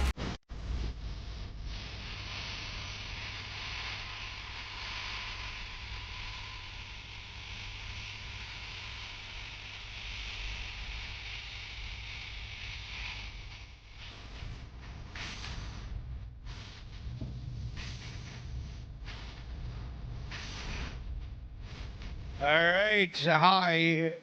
98.5 The Sports Hub. We're Toucher and Hardy. And you can watch us on YouTube. I think I already said that. But we are brought to you by FanDuel. Is it fan? Because we had to raw work. All right. We are brought to you by FanDuel Sportsbook. Make every moment more with FanDuel. All right. So I walk my dog a lot. My kids won't walk him. I am the walker of the dog. And what I do when I walk the dog is I generally listen to books via my Audible app. So I want to prove something here, and then to get to the ultimate point.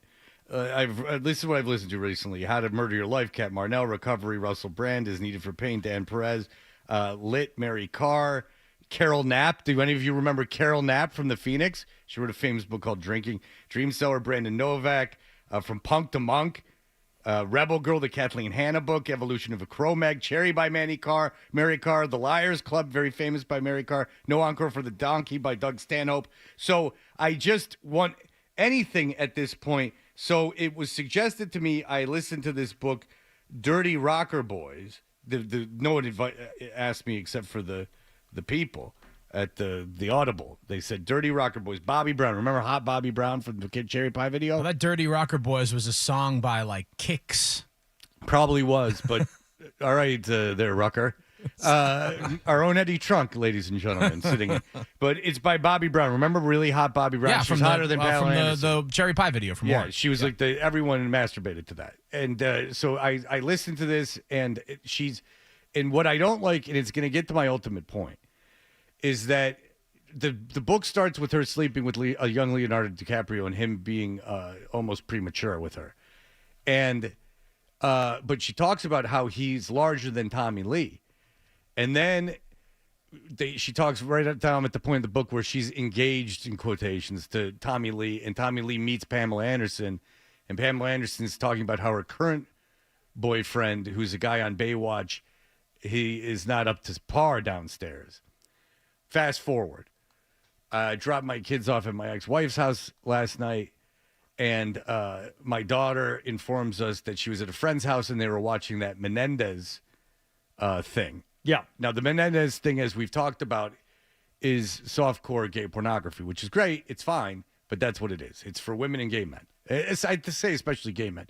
But there is a scene where for no reason, where one of the Menendez brothers is showering. He's followed another man into the shower. The other man is showering. They're both glistening and muscular. And full frontally, he starts washing his genitalia. Right on. And you see it right there. Now, guy emails in, says, that's a prosthetic. My ex-wife goes, no, it's not. I was reading something, and they were comparing in the interview his unit to the Boogie Nights prosthetic, and the guy said that was no prosthetic. So that's 3 times in a day that penis size is coming in to the conversation. And I don't like that one bit. I don't like it. It's body shaming, and I don't like it. It's like when you buy a certain make and model of car, and then all of a sudden you see that car everywhere. And Mies thinks that the director and producer might have known about the size of this guy's unit before they asked him to do it. Like, that's not something they randomly go, hey, take your pants off, get in the shower, let's just see if it's worth filming. Like, it's almost, if you ever seen the Menendez thing, and many of you have, they had to have known, if that's not a prosthetic, they had to have known this guy is, it's like a whole situation down there. They had to have known. Does anyone disagree with that? No, I think it's something you probably list somehow on your special skills section of your resume when you go in for your audition, or it's just known about you. Your agent says, by the way, in addition to doing some summer stock and appearing in that Cheerios commercial, he's like a rhino down there. Something a casting director can look at the bottom and go, okay. Well, this is useful. Yeah. And so how do you think, well, at some point someone found out about it, and it wasn't like through the grapevine. Someone in the production of this film found out about this man's But anyway, it's too much. It's too much shame, and it's not right. And everyone needs to cut it out with the Tommy Lee and the Menendez thing. But as I said, the Menendez thing is essentially, it's gay pornography, which is great, and I don't care, but I tapped out. I was like, right, this is not for me. Mm-hmm. They're talking about flavoring food to make things taste different, like the whole, and not the food. It's a little ridiculous. But who am I? It's not for me. It's not for me. I'm not one of these people who get to email the director saying, I don't like what you made. It's a piece of art. It's in the eye of the beholder. However, we're all familiar with the Aaron Hernandez story. And, it involved the murder of multiple people. Mm-hmm. The destroying of lives and homes and families. And Hardy has taken it upon himself to watch the miniseries, not a documentary, but a docudrama. And it's not all that different than the Menendez one, is it? No, it's mostly, I would say, in the first episodes, and I've given some of this away in talking about it on the air, so we can't do all of the scenes when we get into this. But from a very early point in this series, it's a lot about Aaron Hernandez and his love life, which happened to be with men. Either men that he was in high school with, or college, or you just go down the road. So it comes up again and again and again. I thought it would be more about the murdering, which so far not so much. It's mostly about the sex. Interesting. About Aaron Hernandez having sex with men. Okay, so what is the game we're going to play when we come back? What's the name of it? The name of it is Will They Get Gay? So you will hear a piece of audio from Aaron Hernandez and another man in some cases, and you will have to guess whether or not something of a sexual nature occurs between these two men at the point where the audio stops. Okay. Okay. Will they get gay? Yes. Okay. Will they get gay? I hope the Marconi people have their plumes in hand, because I feel that award coming right into our greedy little hands next year. Here, we'll be right back. You're listening.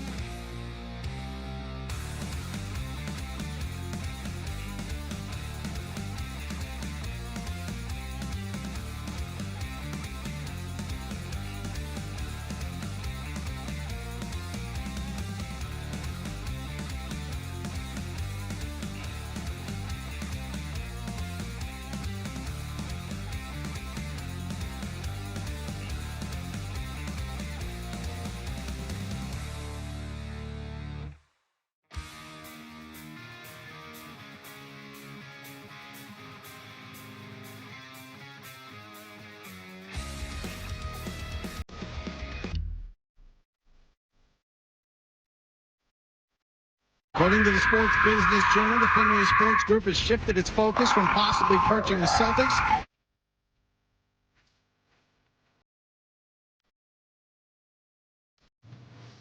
What was that? According to the Sports Business Journal, the Fenway Sports Group has shifted its focus from possibly perching the Celtics. That's a pterodactyl perching the Celtics. Yeah, see, John said perch instead of purchase, and he's a bird. 98.5 The Sports Hub, we are Toucher and Hardy. You can watch us on YouTube. It's very exciting for everyone. Lots and lots of people criticizing the show. And then you can also know that we're brought to you by FanDuel Sportsbook. Make every moment more with FanDuel. And Hardy, you have been doing yeoman's work. You have been watching I don't even know what it's FX. It's not on Hulu for me, though. No. FX is, and usually stuff on FX is on Hulu. But FX, the Aaron Hernandez story. American Sports Story. Yes. Aaron Hernandez.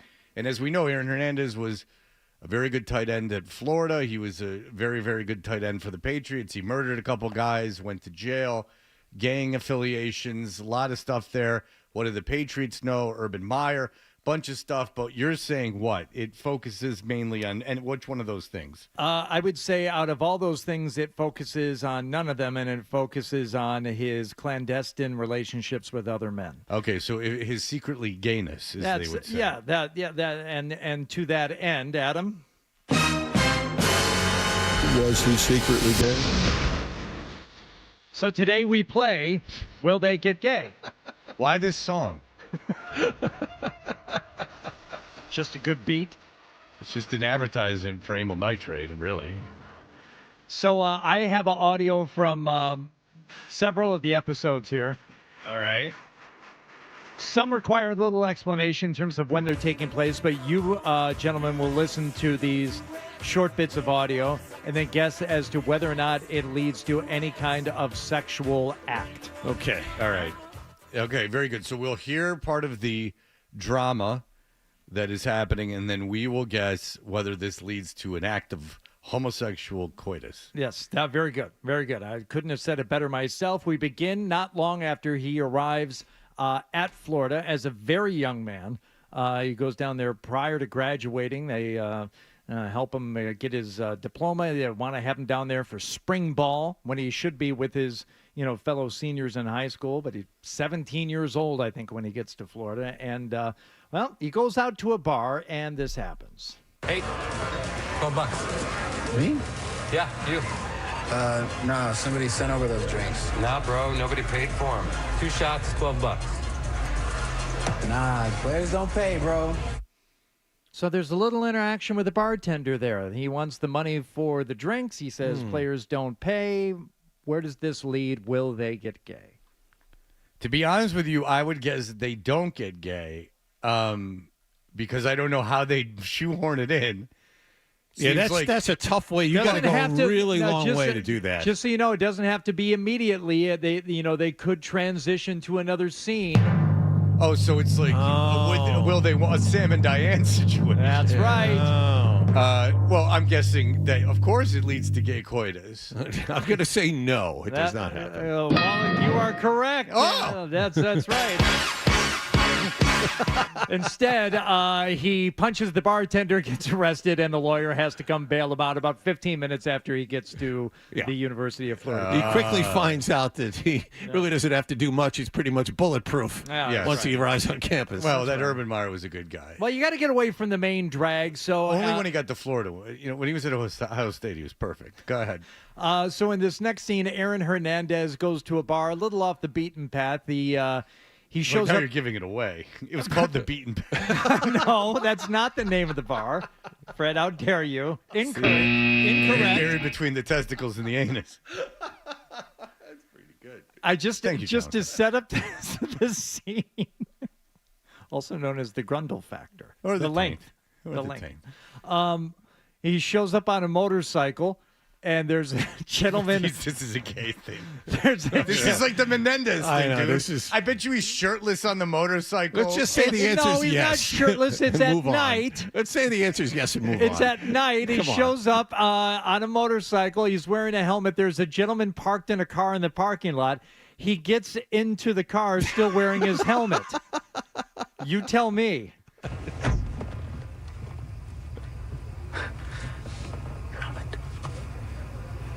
He says your helmet. It means you have to take your helmet off.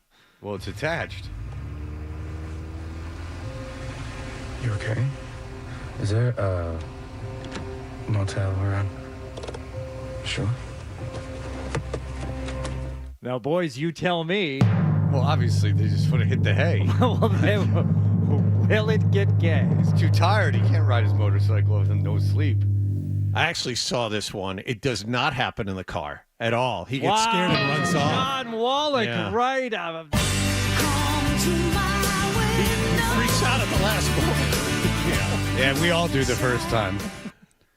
We all do the first That's right. time. Another car pulls into the parking lot. He says, this isn't a good idea. So, No. John Wallach, you are correct. All right. We've all experienced that. Now, gentlemen, first time jitters.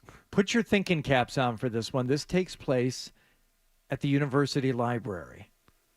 More specifically, in the library bathroom. Now, before you make any decisions. Well, let me guess. I want you to listen carefully to the There's a hobo audio. in there throwing feces around, like in most library bathrooms. Two men go to the urinal at the library bathroom. And they defecate in it. No. They're facing the right way, but they are looking over at each other as they're urinating.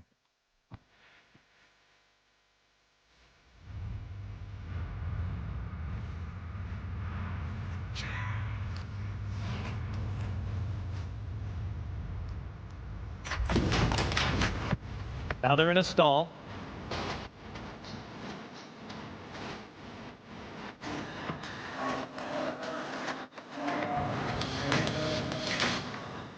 Don't answer before you're ready. Did they get gay in this scene? Well, first of all, I'm suing them for having him in the library. But I will say yes, and the man takes his glasses and tie off, and he's a hunk. Wallach? Oh, yeah. Boy, you guys are good at this.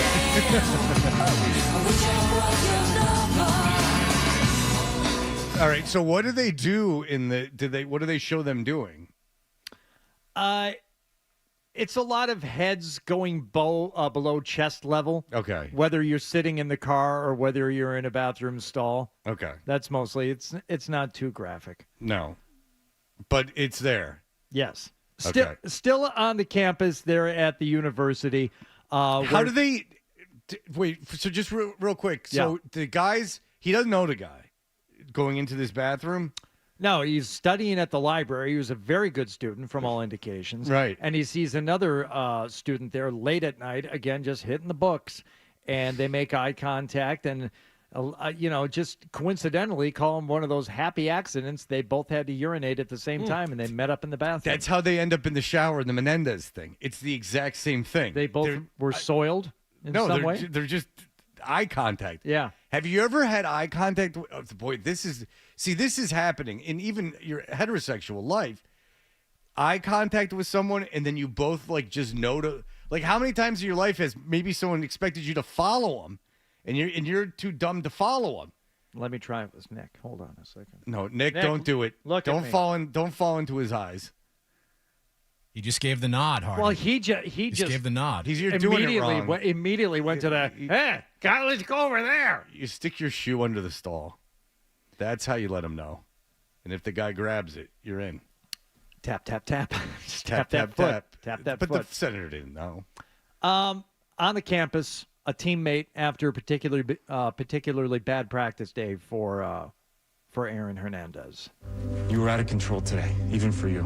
This is Tebow. You want to talk about it?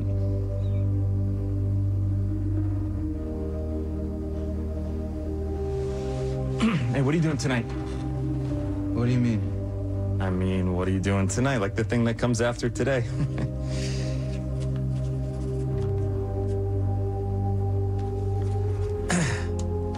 Come by here. Around 8. No, I'm gonna say that's Tebow, and no, that he wants them to he's doing a prayer thing. I'm being serious too. I haven't seen this, but I'm gonna say yes. Wallach, you're wrong. You're so wrong.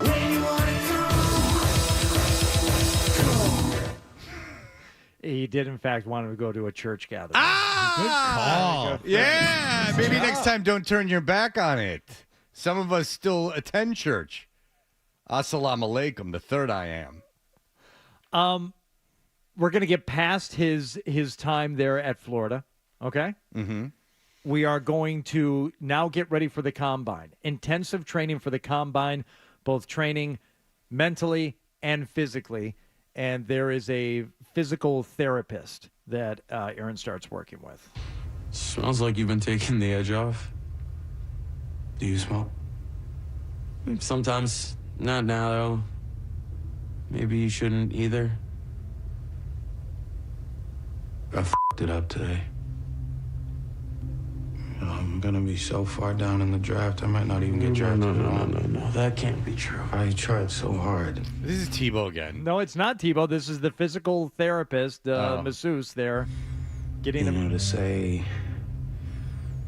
the right thing, to be the right way or whatever. You don't have to give them every part of you.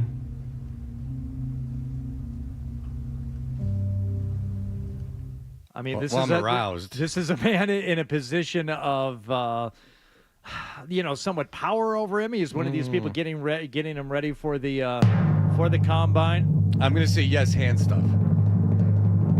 Wallach? I'll say yes. Fred, I'm going to give you both a right and a wrong because those guys, they just do everything. Break free. All right. I want to break free. Why'd you play that? All right, so they do the whole nine. They do. Is that like a montage scene of them in many positions? No. It's not as graphic as you want it to be. It's like, well, did you ever watch the Billy Eichner rom-com? Like, it was the first ever, like, real, like, gay rom-com, like, I haven't seen mainstream rate. Like, I learned things in that I didn't even know you could do. Huh. Like, and not in a bad way either. Like, I love Billy Eichner. But it was actually educational. I was like, I didn't know they could do it like that.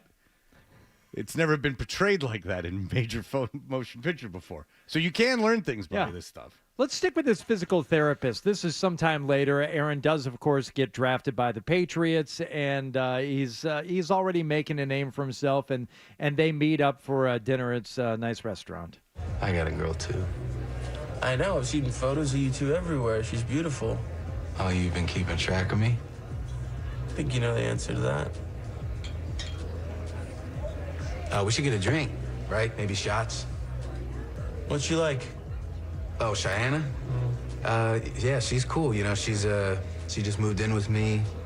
You know. Do you love her? So they're just sitting there talking about their girlfriends, having a dinner and drinks. This is the same trainer you could say took advantage of them before. Do they, in fact, get gay? Well, he's like the cat who ate the canary. I mean, he's basically toying with the young man. So, absolutely. Oh, sure. There's so much so. Yeah, there's an alpha confidence to the trainer. There's yeah. They get after it and they immediately wake up together the next morning. Yeah. He's getting him to sleep over because he's saying, he's just like, yeah, I see you got a girlfriend, and he's like, yeah, you love her. Doesn't matter. He knows he doesn't love her. Yeah. He knows he loves what he's doing with him, and she can't do that. I got news for you. Yeah, you want one more? I want 100 more. I don't ever want this to stop. Back with some of his old friends back in, the old Bristol, the old neighborhood. Yo, Sherrod. Hey, listen. I wasn't trying to show you up or nothing. I just it's been a night. No, that's cool. I'm not looking for trouble unless you are. Oh yeah. He's looking for trouble, all right. How about this? No. This is how he gets into crime. I'm going to say yes. Fred, you are so good at this. Really good at this. Yeah. Good for you. Yeah, I know when a guy wants me. And I know when he wants me to commit crime. I've fallen under the spell.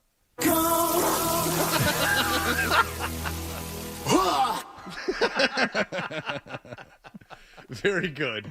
Well, I can't wait to run out and see the Aaron Hernandez thing. I tried to watch it for the show, but it wasn't on Hulu. It was. Was he secretly gay? All right. You're absolutely fine the way you are, Fred. You couldn't recommend it enough. Yeah. Well done, Fred. You're very good at this game. I watched the Menendez thing. Yeah. I mean, they're going full camp. Full camp, and good for them. Usually it's kind of funny, but the Menendez thing, I was like, it's not for me. But just because you don't like something doesn't mean that it can't exist. I mean, it's art, right? It's a lot of people like it. Sure. I backed out of it. I'm just fascinated with the talent that's in this particular docudrama. I was reading this article in the Globe mag about it, and like, there's Tony Award-winning like the guy who plays Belichick has like won Tony Awards and stuff like that. And you wouldn't think of that level of like acting talent in a docudrama. Like Because you know how the People versus O.J. Simpson was like terrible acting like that. the guy who played Ron Goldman. Right, Yeah. like Ron is dead, like Shut that it all down, stuff. They're doing that on purpose, sort of. Come to find out, like they're deliberately shot and told to overact. Oh, I didn't know that. That's Yes. fascinating. Well, because they're super campy. Yeah. Schwarzenegger's kid plays Tim Tebow in this docudrama. Like, that's The wild fat to one me. or the good looking one? I don't know. He's got one. Patrick Oh, he's Schwarzenegger. good looking. Yeah. He's a good looking Yeah. kid. But- Also, so it's all very good looking guys. There's a lot Yeah. of like homosexuality, and there's a ton of like a ton of shirts off, and even some full frontal in some cases. and according to this email from James Stewart, I don't know if it's the James Stewart because it's from a Gmail account. Gee. He said, this stuff is weird. Foreigner about some of the portrayals of not only the characters, but maybe of the Patriots and how they're cast in this. Maybe it has something to do with Linda Pizzuti is an executive producer of the show. Oh, okay. So that might... Is that the lawyer? No, it's John Henry's John wife. Henry's wife. Oh, She's an executive producer of this, so maybe that John has Henry. Well, John Henry's off the hook now with Belichick Yeah. running around. I mean, John Henry, that's like a normal relationship. John, you might be interested to know that the actor who plays Rob Gronkowski in the Aaron Hernandez special is going to be playing Kelsey in the Taylor Swift Hallmark movie that's set to debut this holiday season, So, John. you know how when Adam said it was in the Globe magazine? Guess what he was just reading from? The Globe magazine. The tactile Globe magazine in his hand. I do the crossword every Sunday. He put it in his bag. Where do you get it? You're not buying that thing's $6. No, he gets Your it from Sunday the Globe. neighbor's doorstop. You I was going to say, no, on brand. I take it from my parents. Come on. Oh, there it is. You done with the everything but the living section? Man. That guy's holding the Globe magazine. Adam, come back. You didn't take the real estate section. No need. No need. Truth. Man. He's already clipped all the coupons. It's already 8 o'clock at night. My hand's tired, Ma. All right. Very good. Well, Adam's very, very cheap. All right. Dave Richard is going to join us. He watches all the football games. We will talk to him.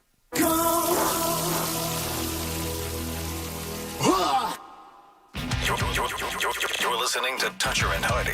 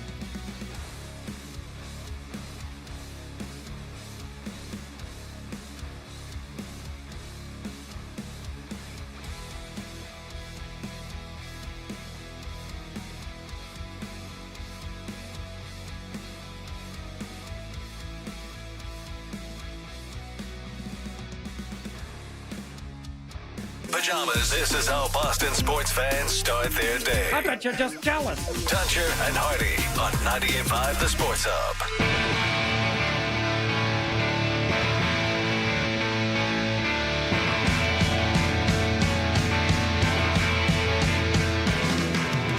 According to the Sports Business Journal, the Fenway Sports Group has shifted its focus from possibly purchasing the Celtics.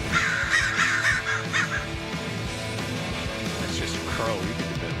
All right. Hey, we're Toucher and Hardy. Dave Richard is the fantasy football guru at CBS Sports. There are 3 ways to link up with Dave Richard and his fantasy football advice on X at Dave Richard. Live on YouTube every morning by searching for Fantasy Football Today, and 3 times per week on Fantasy Football Today on CBS Sports Network. Check local listings, and Dave joins us on the Volkswagen Dealers Expert Hotline. Hello, Dave. Well, are you guys psyched or nervous about Drake May after one game? Everyone's pretty psyched. What did you think about him? If you don't know, Dave watches all the games. He sees every game every year.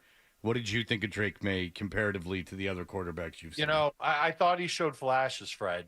The deep touchdown to Boutte was an outstanding throw. The connection that he made to Derrick Henry where he manipulated the defense with his legs, that bought Henry space to get open. That was a 30-yard gain. He made a good read to Henry for a touchdown. And once he gets on the same page with Demario Douglas, those two will be fun to watch. You saw, the slant that Douglas had for the catch and run for the touchdown. But man, he's saddled with a struggling offensive line. They couldn't protect him even in the fourth quarter. Game's over, 3-score game. Houston's playing vanilla defense. They still couldn't protect him. So I want that to get better. I wish he were quicker in his drop back and his throwing motion, and his accuracy has to get better. But you can kind of see pieces of really good play from him. And I would hope that once the Patriots address the O-line, grab him another wide receiver. Yeah, and he develops. He could be a very good quarterback, no question. All right. What did you think of him physically? Like, when you watch other young quarterbacks, how does he compare? He's a strapping young gentleman, Fred. And the one thing that I liked is there were times where he should have been sacked and he didn't get sacked. And it was either a combination of his size, and he was able to kind of stay upright and make a throw, even if it's just to get rid of the football, or he took off and ran. And it looks like he's going to be a tough guy to take down because he's such a big boy. So the size that was never really an issue with him. So I think that it's something that's an added benefit to what he delivers for the Patriots. Yeah, I think that was the main takeaway, as Fred said, that people were very excited, and you had somebody in there even just for the one game that looked more like a quarterback than what we're used to seeing around here. You go back to virtually all of Cam Newton's time. Bailey Zappi, not his fault. Mac Jones, not entirely all his fault either. But Jacoby Brissett, who was the ultimate teammate throughout all this, said from the start that he was just there to play as long as he could and to get Drake May ready. And now that Drake May got the start, he's still going to be there to help him get ready. But even if the score didn't bear it out, he looked like a guy who can play quarterback in this league. He did. And so for my purposes, as far as fantasy football goes, I think when he's got a favorable matchup and people need a quarterback for the week, they'll turn to Drake May. And that'll be how it goes for the rest of the season. And it just so happens this week, there's no Dak Prescott, there's no Caleb Williams. There are going to be some teams that do start Drake May because of what his upside is. And I think we saw some of the upside. Like I said, at the very top, the throws that he made to Boutte, Henry, Douglas, like he can definitely put some points on the board. I'm also looking way down the line on the schedule. Week 12, they're at Miami. It's not going to be sweltering hot by that point in the year. 6 teams on bye, including a bunch of good quarterbacks. I think people will again turn to Drake May. But that's the role that I see him having in fantasy moving forward. The guy that I really like for fantasy is Douglas. I mean, this is finally he's starting to get a lot of targets, 9+ targets in 3 of his last 4 games. Last week was a big game because of the catch and run touchdown. He's exciting. He's someone that I think will stick around in this offense for a long time. Okay, let's get to what's going on in the other places. The Bills get Amari Cooper. What is your feeling on that? I think it's a great addition for Buffalo, although it is an admission that they kind of messed up when it came to adding receivers this offseason. But they needed to do something to help Josh Allen out. They can't rely on running the ball 50% of the time and taking the ball out of Josh Allen's hands. That sounds silly. They're not going to win a Super Bowl with James Cook and Ray Davis and Ty Johnson running the football. And their O-line's fine, but it's just they need Josh Allen to be their guy. And so Superman needed a helper, So they called up the Browns, and they brought him a super friend in Amari Cooper. And Cooper had played terrible this year. 6 drops, but about a third of his targets, Fred, from Deshaun Watson. Watson's having an awful season. Be glad you guys don't have him. A third of the targets were uncatchable. So it's hard to have a really good year, at least an efficient year, when a third of the targets aren't catchable. So I think Cooper is going to see a better quality of target. He's going to play on the outside quite a bit. And I think he's still going to see 8, 9, 10 targets a game, being the number 1 target getter in Buffalo. He's a number 2 wide receiver the rest of the way. Okay, let's go to the Jets in the disgrace that was Monday Night Football. First of all, let me ask you this. What is up with the flags? Is the officiating, is it every year that we're complaining, or is the officiating really a problem in your eyes? No, every year we complain about the flags, and certainly it feels like maybe like the last 5 years there's been just way more flags, and I feel like the refs just they err on that side. They don't want to let a play go. They want to flag something if it's even a little bit off. Okay, because I'm thinking about like illegal shifts. Yeah, like it's enough already. Like, change the rules so that the illegal shifts are now legal shifts, and we can have guys running in motion, and if they turn a little bit downfield before the ball is snapped, it's okay. Like, don't throw a flag, don't slow the game down. It's very annoying. If a receiver is a hair over, if the receiver's foot is a hair over where it's supposed to be, it's ridiculous because you can look at the line judge and they literally give you a thumbs up. If it's that up to the eye of the line judge, then why are you even, or ref, why is it a rule at that point? Unless it's egregious, It's one of many things the league has to clean up, including the dopey kickoff rule that's been pretty much a total waste. Okay, but you want to know about Devontae Adams, right? Devontae Adams to the Jets. For everybody with the Jets. Look, I don't know if he can block for Aaron Rodgers. I don't know if he can rush the passer, but he's sure going to be a guy that gets 10 targets a game. Fully expect him to be on the same page with Aaron Rodgers, maybe by like the second half of the Steelers game, but still somebody who's going to be the number 1 receiver in that offense. And we saw it earlier this year. Devontae Adams looks fine. His quarterbacks in Vegas stunk. And now he's going to the Jets. And while Aaron Rodgers isn't the same Aaron Rodgers that he was back in Green Bay, he still has plenty of vintage Rodgers moments. I know Patriots fans saw that in their game earlier this year. So I think Devontae Adams is going to be a number 1 receiver. I'm kind of on an island on that. A lot of my friends here at CBS Sports think he's going to be more of a number 2 wide receiver, but I think he's going to get great volume. I think he's going to score a ton of touchdowns. These are things that are usually good for a wideout when it comes to getting stats. But I think Garrett Wilson's going to get good targets too. He might go down to like 7 targets per game. If we were redrafting, he'd probably be a 4th round pick. Might be good for 13, 14 PPR points per game, something like that. And he started to get on the same page with Rodgers in their last game. So those two are going to suck up all the targets in New York. Breece Hall will get like 5 a game. Allen Lazard will get like 3 a game. And that's going to be the passing offense. And Rodgers is going to be happy, and the Jets are all in trying to go for a Super Bowl. Well, let me tell you another reason if you're thinking about trading or if you have Devontae Adams, I think he'll be successful. Now, the Jets probably won't win anything. But look at Allen Lazard. He's terrible, but he can somehow read whatever the hell Aaron Rodgers wants to do. Yes. And that is like so important because Garrett Wilson isn't any better with Aaron Rodgers than he was with Zach Wilson. He might be a little bit, but he's not. And listen, he was targeted 22 times 2 weeks ago and, didn't put up huge numbers. It just seems like you have to know what Aaron Rodgers is up to behind the, before the snap. Like, you have to know what he's instructed you to do, and it seems like very difficult to understand. And the fact that Devontae Adams is so close to him and has been through this is obviously going to mean something, Sure, and that's kind of what I was talking about with being on the same page with somebody, and we'll see that in time with May and Demario Douglas, May and other wide receivers. And Garrett Wilson was making progress there, Fred. I would say in the last game and a half to 2 games, they looked like they were starting to get on the same page. So if the Jets hadn't made this trade, I would have been very bullish on Garrett Wilson the rest of the season. But they did make the trade. I fully expect Devontae Adams to know what Aaron Rodgers is thinking inside that big green Gazoo helmet that he wears. And you're going to see those two connect a bunch. I'm telling you, all the targets are going to funnel into those two wide receivers. It's going to be Adams a bunch, especially in the red zone.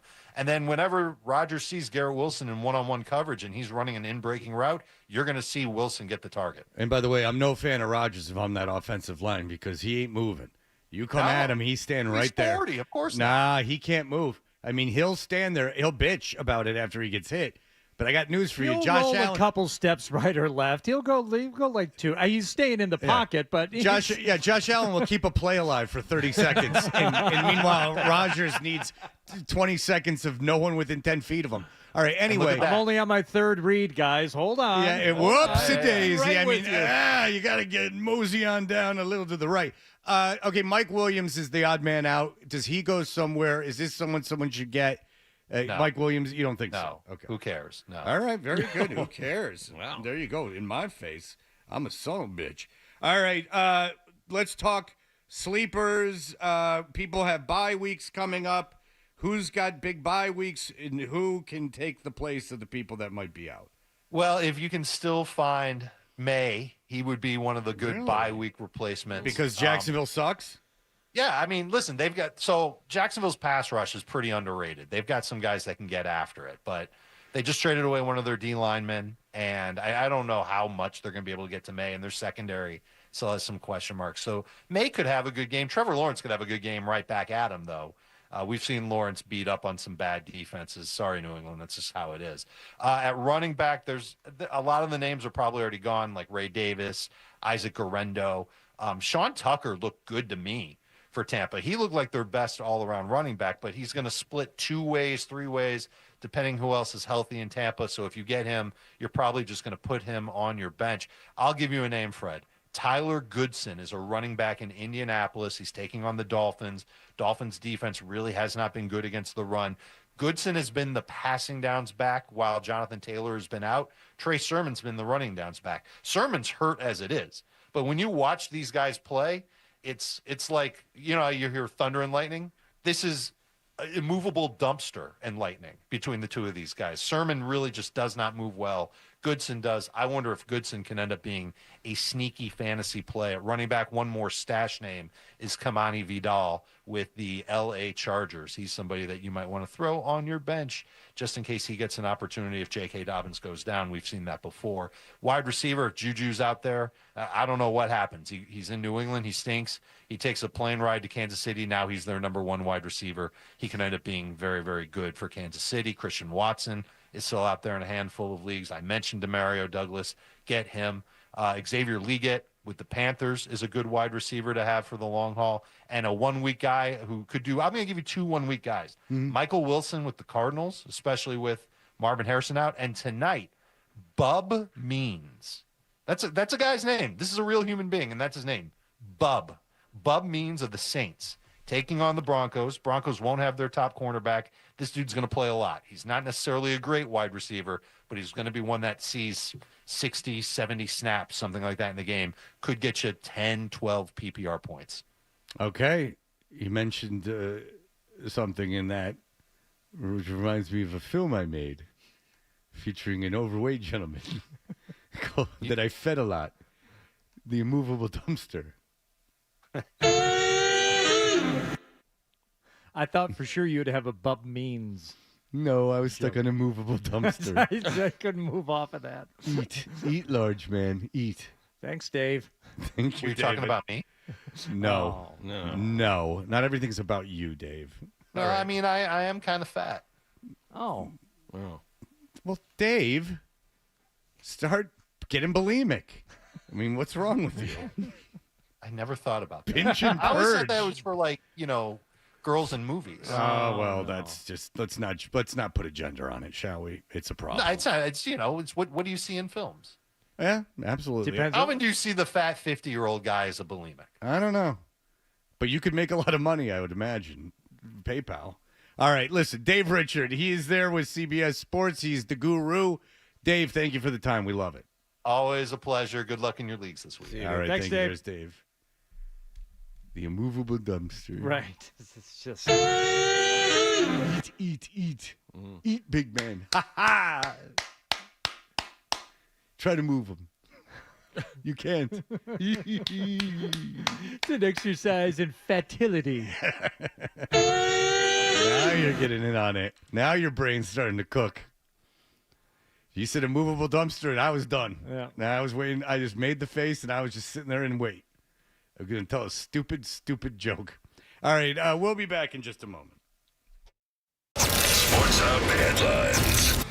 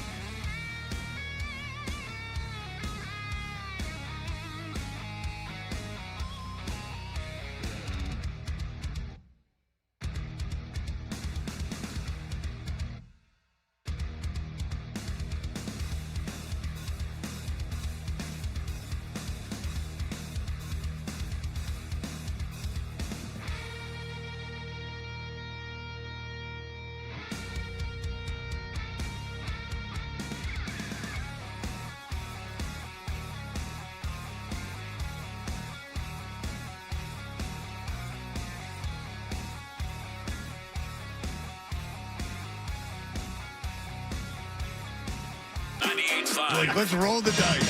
Sports Hub. What you want to do is you want to post once a day photos of your feet with hashtags, and it really does help to grow. This will grow organically in the background. Essentially, you post once a day, and then that will grow, and then eventually the buyers will come to you.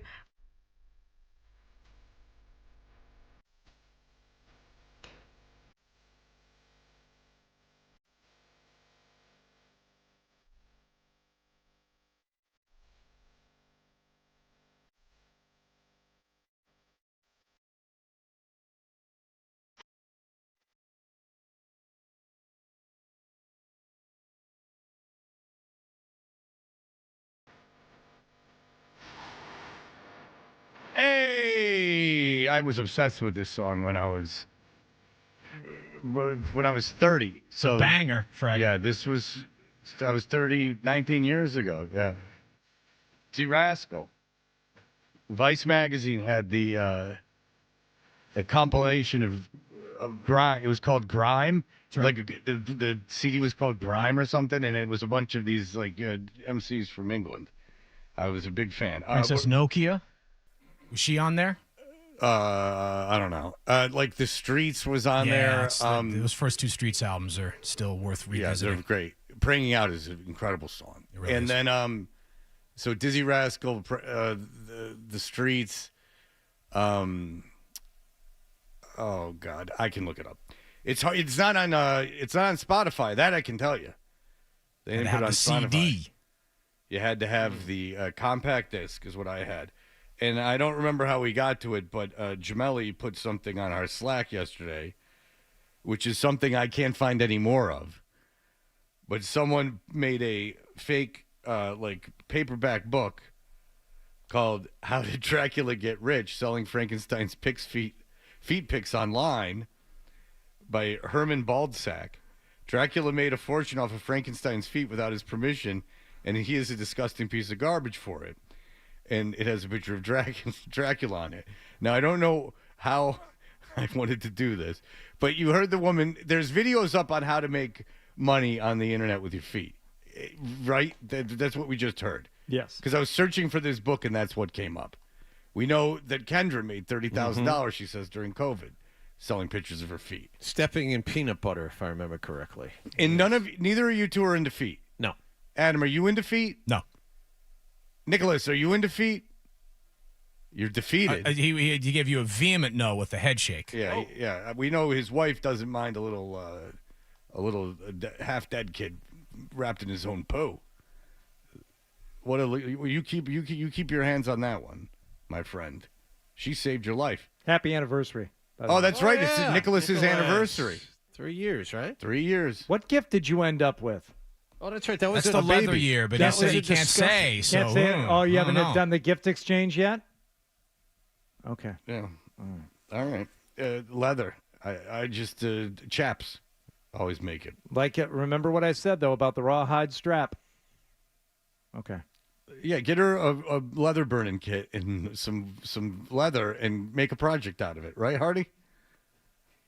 Do you have a wood burning set? No, but I did that once as a joke. I think it was our 10th anniversary. I had like a leftover piece of wood, and just in Sharpie, I wrote like our wedding date, and then in my nicest cursive writing, I wrote past, present, and future, and gave it to her to see how long it would take her. Did she pretend to like it at first? For like 3 seconds. She's And- like, "What is this?" Yeah, she's like, "What is this crap?" But then I did put a couple of like eye hooks in it and strung a chain to it and hung it up in the kitchen for a while. Yeah, and that's going to always remind her of your craftiness. That's right.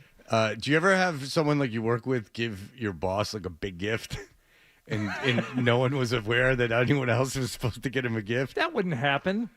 I mean, it's such a dick. Like, all right, thanks, dude. You maniac. Once again, that's an 8.5 or a 9. Not even big. What was Yeah. it, like $50, $100? No, How it much was like probably 1,000. Oh, yeah. A lot of good it did them. Frankenfeet for sale is the back I of was this in the book. studio the entire show. I remember that. Yeah, it was just, what's in the box? Like, what's in the box? What's the plan? Frankenfeet for sale. Read the hastily scrawled note posted everywhere from the account Dragon Hot Picks 32. Dracula was not good at the computer, but he did know how to take pictures with his phone. That's the line that made me laugh in this. Dracula was not good at the computer. But he knew how to take pictures with his phone and send them to people who paid him, which is exactly what he did with all the photos he took of Frankenstein's bare feet crushing overripened fruit, wedding cakes, and miniature models of pre-9/11 New York City. See, Frankenstein has a bit of destruction fetish, with mad scientist laboratories being his favorite thing to destroy. So when Dracula called him up and told him he had some things for him to step on, Frankenstein didn't think twice about stomping on over and crushing up ground zero while Dracula snapped away. But when the Union of Monsters and Dark Creatures catches word of Dracula's scheme, they launch an investigation into the Frankenfeed operation. They discover that Frankenstein has not received 1 cent of the cold fortune Dracula amassed. No. Is it really exploitation if Frankenstein's feet aren't his own to begin with? Dracula argues. Frankenstein was sewn together from the body parts of executed criminals, but is his Frankenbody not his own? What follows is the great courtroom drama of our generation, featuring all the famous monsters shouting at each other and yelling objection. The Mummy is the judge. And then Martin J. Wolfman from Monster Time says, wow, Dracula is a bad person. If you'd like to see this book sleeve, it is now on Toucher and Hardy on Twitter. We've Nick went ahead and shared that. Do so not you ask can for enjoy it. explanation. No. You'll either enjoy it or don't, and then just move on. Nick also shared, which is fascinating, that what kind of ties us together is since 2016, OnlyFans has paid out $20 billion dollars. Yeah, $20 billion for OnlyFans. Yeah. And how much of that do you think is foot related? Ooh, wow. 18 billion. Like seriously, 5 billion of it, I bet, is foot related. Probably. Yeah. Well, I would be interested to know how much of it is like hard versus soft core, as far as what's shared on there. Because a lot of people have accounts that they don't really share what would be considered hardcore. Oh, hardcore? I bet you a sliver of it is probably. hardcore. It's probably mostly softcore. Yeah, stuff. it's the appeal to OnlyFans has got to be the intimacy. It's got to be the intimacy of it. Right. So like you can communicate directly to the person, and they can customize stuff to your liking.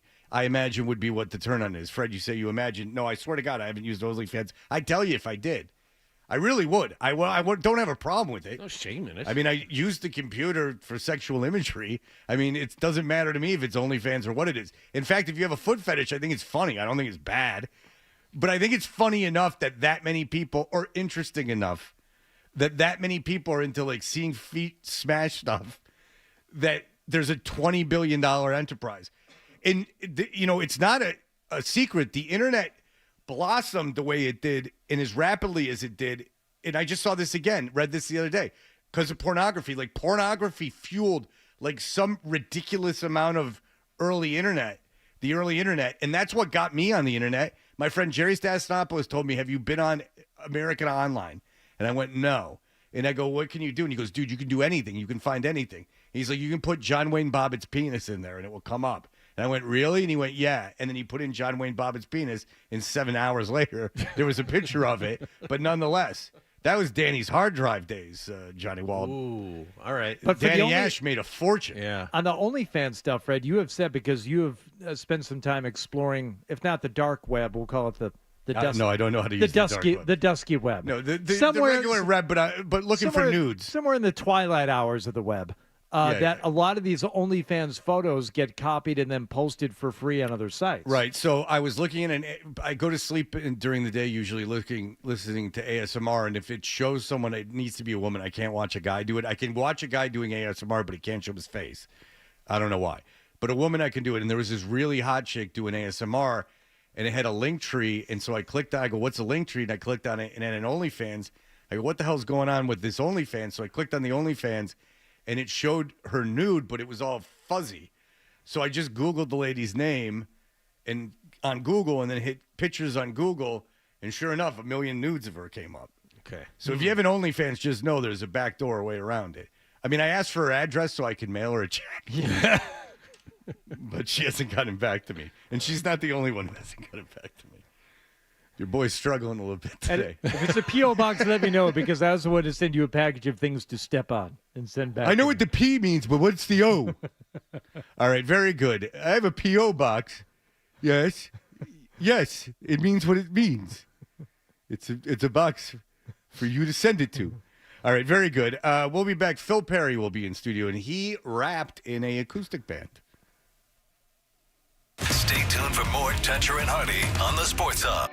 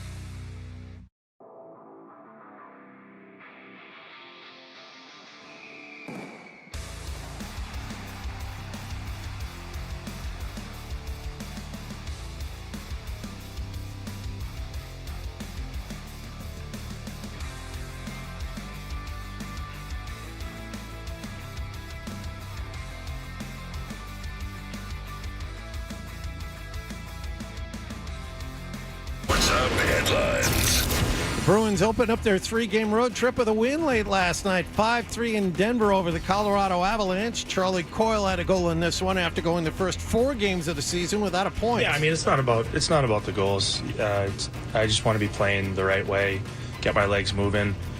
My legs are moving. I feel strong out there. I win my battles, and everything kind of picks up after that. The next game for the Bruins will be their first ever in Salt Lake City. It'll be Saturday night against a Utah hockey club. The Patriots went through their first practice of the week yesterday in Foxborough. They were without Ramondre Stevens and Marcus Jones and starting left tackle Vidarian Lowe. There was a little bit of drama surrounding Drake May. He was listed as a full participant while dealing with a knee problem. According to the Boston Globe, early last night he went for an MRI after practice. ESPN and others are reporting the injury is nothing to worry about. The team will be back out on the field this afternoon. They'll fly to London for their game against Jacksonville on Sunday morning. Patriots defensive lineman Christian Barmore was pulled over early yesterday morning by Providence police for what authorities say was a routine traffic stop. Authorities say he was belligerent. Barmore says the police were unprofessional and racist. He was cited for operation of an unregistered vehicle and driving with an expired registration, among other things. According to the Sports Business Journal, the Fenway Sports Group has shifted its focus from possibly purchasing the Celtics to now chasing an expansion team in Las Vegas. And at the National League Championship Series, the Dodgers beat the Mets 8-0. They lead that series 2-1. Sports Hub headlines are driven by the Albrecht Auto Group, Zoe's Auto Dealer. Get respect at Albrecht with 7 locations and thousands of new and pre-owned vehicles. Get the right vehicle at the right price now at albrechtauto.com. I'm John Wallach at Boston Tone for Sports, 98.5 The Sports Hub. Your next update at 9:30. To us, Boston pride runs deep. I'm a Bostonian! This is Boston's home for sports. Bow, bow, bow! 98.5 The Sports Hub. Half toucher. Dressed like a gorilla. Half Hardy. A big, beautiful ball of flame. And a whole lot of Boston sports. And I have had many offers to become an insider.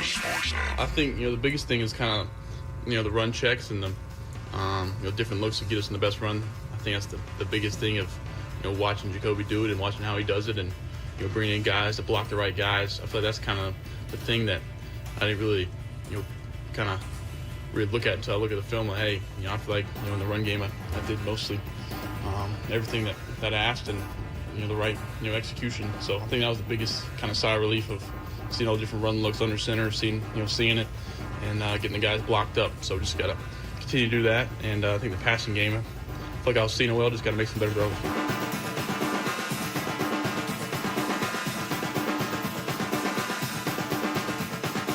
According to the Sports Business Journal, the Fenway Sports Group has shifted its focus from possibly purchasing the Celtics.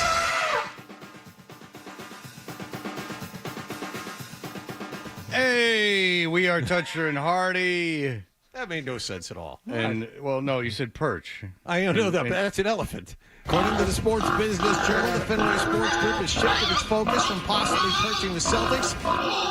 Okay. We're getting in John's head. He did it again in this most recent update. I was listening. Yeah, we don't want to screw the man up. I mean, how dare you? We're Toucher and Hardy, brought to you by FanDuel Sportsbook. Make every moment more with FanDuel. And you can watch us on YouTube at youtube.com.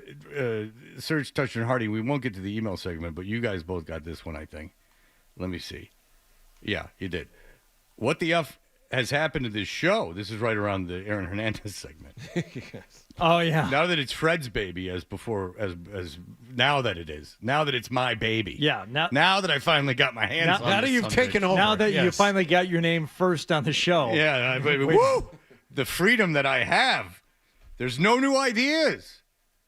I mean, we have explored Aaron Hernandez gayness in very, very just a constant cycle of masturbation, poop, and gay references. Yeah. So, and that's 3 things.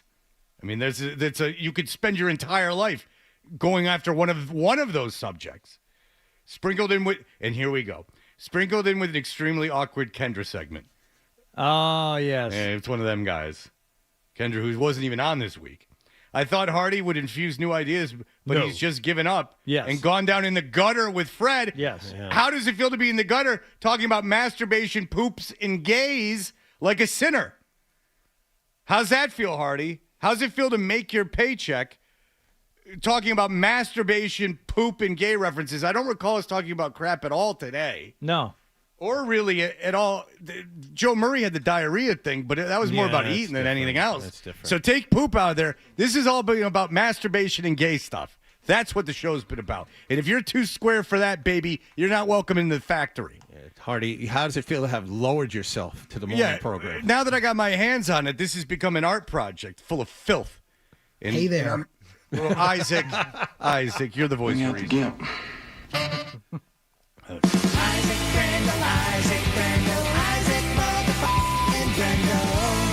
Hi. You brought Isaac to the show. You brought Isaac to the world. I think you get credit for that. This guy's the anti-Isaac. What a bore. Yes. F you.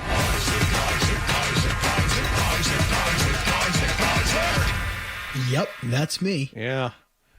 All right. So listen.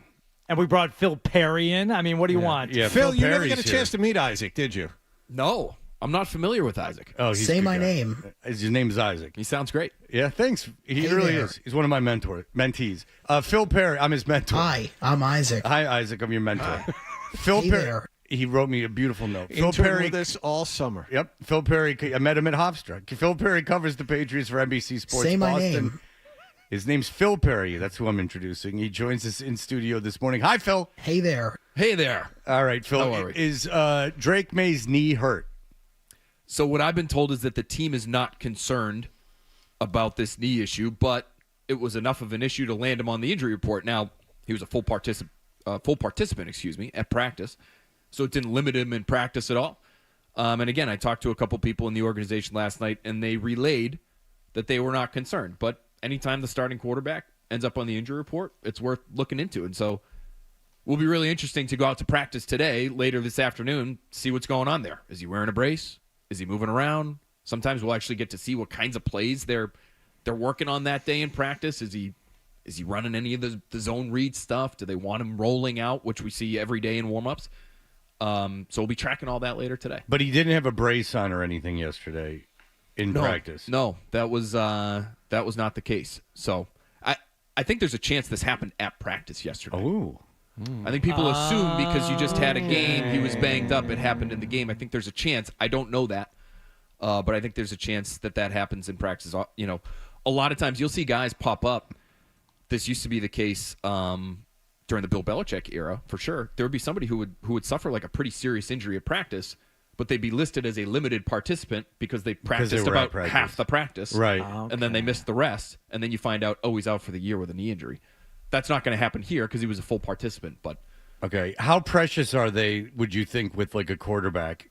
You know, with this injury, what I'm trying to say is, if this happened to like a linebacker, are they a little more careful with the quarterback? For instance, you know, like, I mean, the game is officiated totally different for everybody but quarterbacks. I mean, is it kind of the same with injuries? And this is the future. Do you think they're a little precious with it? Well, they're in a tough spot because they've got to get him ready to go, right? If he's still going to be the starting quarterback, it's not like Tom Brady's dealing with an injury. He can miss Thursday and Friday's practice, and you can get him out there on the field on Sunday. So they've got to practice him. He's got to get out there and get some work in. I guess the question now is how much? Although, again, if he was full yesterday, my guess is he'd be full again today. Where he might be limited, Fred, is again, how they want to use him in-game. Does it prevent you from calling some of those bootleg passes that we know Alex Van Pelt likes so much? I think you need the bootleg passes. Does it prevent him from scrambling around, John? You know, like the you off-script need him stuff. mobile. You need him on the run. That was hugely valuable to them last week by my count. When he went off script, when he was not doing what the play called for, they averaged 8.5 yards per play. That's excellent for a young quarterback when a lot of times those off-script plays, they can yield interceptions, which was not the case. His interceptions were within structure. They were within the pocket. You can get some really bad scramble drill sacks where the young quarterback bails out the back of the pocket and ends up getting sacked for 18 yards because he thinks he can shake 2 or 3 defenders. So he was great off script, and if he's limited in his capacity to do that on Sunday, even against a terrible Jaguars defense, that could be a real issue. The fact that he could have been injured at practice is an obvious one that I didn't think of. You say it, and it's like, oh, that makes perfect sense, because even some of the headlines say, like, oh, after getting battered by the Texans, Drake May ends up on the injury report. But last night, I don't know if you knew this, fellow. I was speaking with Kendrick Bourne last night. Oh, I didn't know that. And Christian Gonzalez. Yeah, just a little chin wag. No big deal. Yeah. Where was that? 6-string Patriot Place. Look at you. Nice little stage setup, all that. But Kendrick Bourne had said... Was Christian Gonzalez odd looking? No, very handsome man. I didn't say he wasn't handsome. Is he unusual looking? Okay, well, you said odd. I mean, not someone can be normally a oddly synonym handsome for a handsome. Fair enough, but was he unusual looking? Let's say that. No.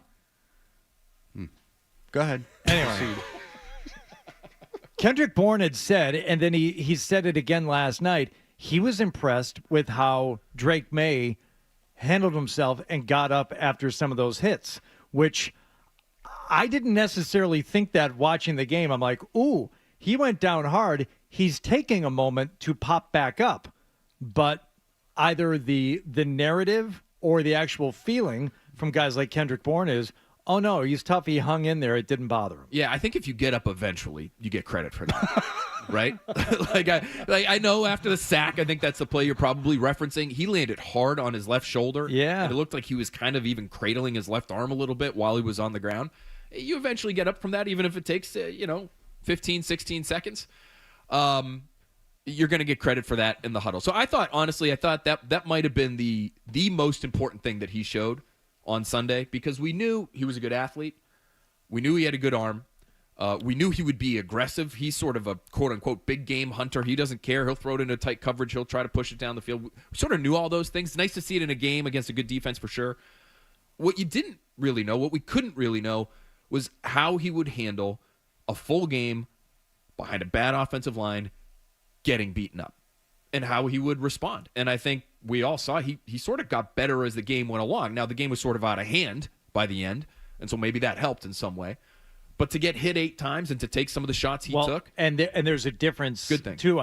We've mentioned this before. Getting sacked when he was in for mop-up duty has a different feel to it based on the intensity of the hit than getting sacked early in a game when the issue is still in doubt. I mean, those guys are coming a little stronger and with a little more purpose than at the end of a game where it's like, we're going to take the kid down, but we're not going to kill him.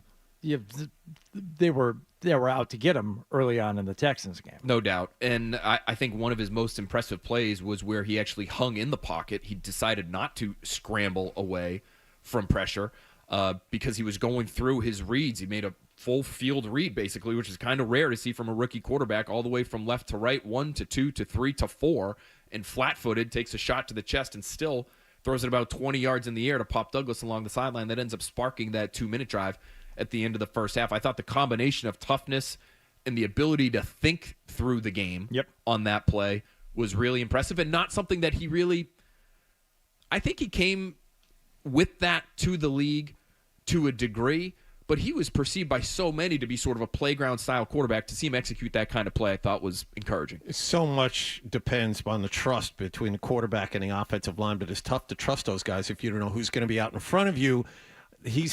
Mayo has had 6 different starting lineups in his first 6 games. He talked about moving Onwenu back to right tackle. Is it going to be 7 for 7 this weekend? I think it could be. Yeah, I mean, you're going to have Vidarian Lowe out. You're going to have a different center in there. Not different from the last time you had both Onwenu and Jacobs at tackle at different points. So yeah, I think you could see Mike Onwenu at right tackle. I think you could see DeMontre Jacobs at left tackle, and you're still trying to figure this thing out right now. Sadly for them, because Vidarian Lowe has actually been pretty good. Whatever you think of Vidarian Lowe, and I get it, but he's been okay. One thing that I'd be interested to get your takes on is this, because Gerard Mayo did talk yesterday about potentially benching guys, right? Making changes to the starting lineup because everybody needs a wake-up call. There's some easy ones there, like Raekwon McMillan hasn't been great as a middle linebacker. You could even look at Jalen Polk. He's sort of 4th on the list of receivers right now. You could kind of put him off to the side for a week. Last night on BST, Felger suggested benching Mike Onwenu. Mike Onwenu hasn't been very good, in my opinion. He really hasn't been himself. He hasn't been the same guy we saw last year. Just going to say, would anyone notice if they did bench him? Yeah, really? but here's the extended him. Well, so they extended him. He's a big money guy, and that was sort of part of Felger's reasoning was that's making a statement. That's a wake-up call to the locker room. Hey, it doesn't matter who you are. Yeah. If you're not performing up to our standard, you're going to sit. The question is, would you be willing to do that for the sake of the message and then live with whatever you have left at right tackle. That to me is a little scary. I don't think he's been so bad that all of a sudden he looks like a practice squad guy. So what would you value more, the message or the guy's actual physical ability, which isn't great right now, but it's probably better than the next guy? It's a good question, and I would err when you do something like that. This is like a walk the plank moment, right? Like this is you either hit or miss, which isn't walking the plank. So I don't know why I said that, but this is like if you better be right. If you make this move and it's cosmetic and it doesn't hit right, then it's going to take a while to get back. If Mayo really has the locker room, it's still early in the season. I mean, I don't know. I don't know if I'd bench Owenu, and I don't know if in benching Polk, I guess makes more sense because he's a rookie. But he also clapped back a little bit at Mayo yesterday in the locker room. Mayo was saying some of his problems were mental. You guys went and talked to Polk and said, "No, mental. I'm fine." Well, if he's clapping back, then I would definitely bench him. That stood out to me because you didn't see that under the previous regime. He went directly at what the head coach had said about him and said, "No, that's not true." So I think he said that to Mark Daniels of the Providence Journal, Mass Live. So I wasn't there. It wasn't like a group conversation with Jalen Polk, but it does sound like he sort of pushed back on that. Well, then it's I'd hard bench to know him. like how was the question posed. Gerard Mayo said you got a mental issue with the drops. I don't have mental issues. Yeah, who knows how all right, back and forth goes, but that's sending a message to a kid in a high draft pick, but to a kid and saying like if you question me like openly in the media, there's going to be consequences. That I think because like what Owenu's performance is like, unless it was glaring, I don't know. I don't think I would do it. Would you do it? I would not. I wouldn't do it either. Because I would. It would be in part because I fear what would come after him. Even if he's not performing up to standard, he is still an NFL 53-man roster caliber Have to have guy. someone who knows what they're doing to protect the kid. That too. Yeah. So you just survived a week where he took 8 hits. He was sacked 4 times. He turned it over 3 times. You're going against a pass rush that isn't quite as good as Houston's, but the one thing the Jaguars have actually are 2 really physically gifted pass rushers. Right. And it has the potential for, if you have 2 practice squad guys out on the field, which they had 4 of basically the other day.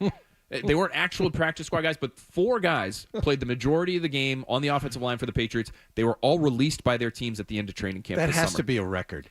So no other NFL team has ever done that. That has to have never happened at any before. position. You're just at any inviting position. disaster. Like it's not Daniil Hunter and Will Anderson, but it's Trayvon Walker, who's a top of the first round pick a couple of years ago, Allen. and it's Josh Allen, who just got a lot of money as one of the game's better pass rushers. I mean, you got to draft offensive line. It just shows you got to draft offensive linemen, and you can't miss because the good ones don't become available until they're 40.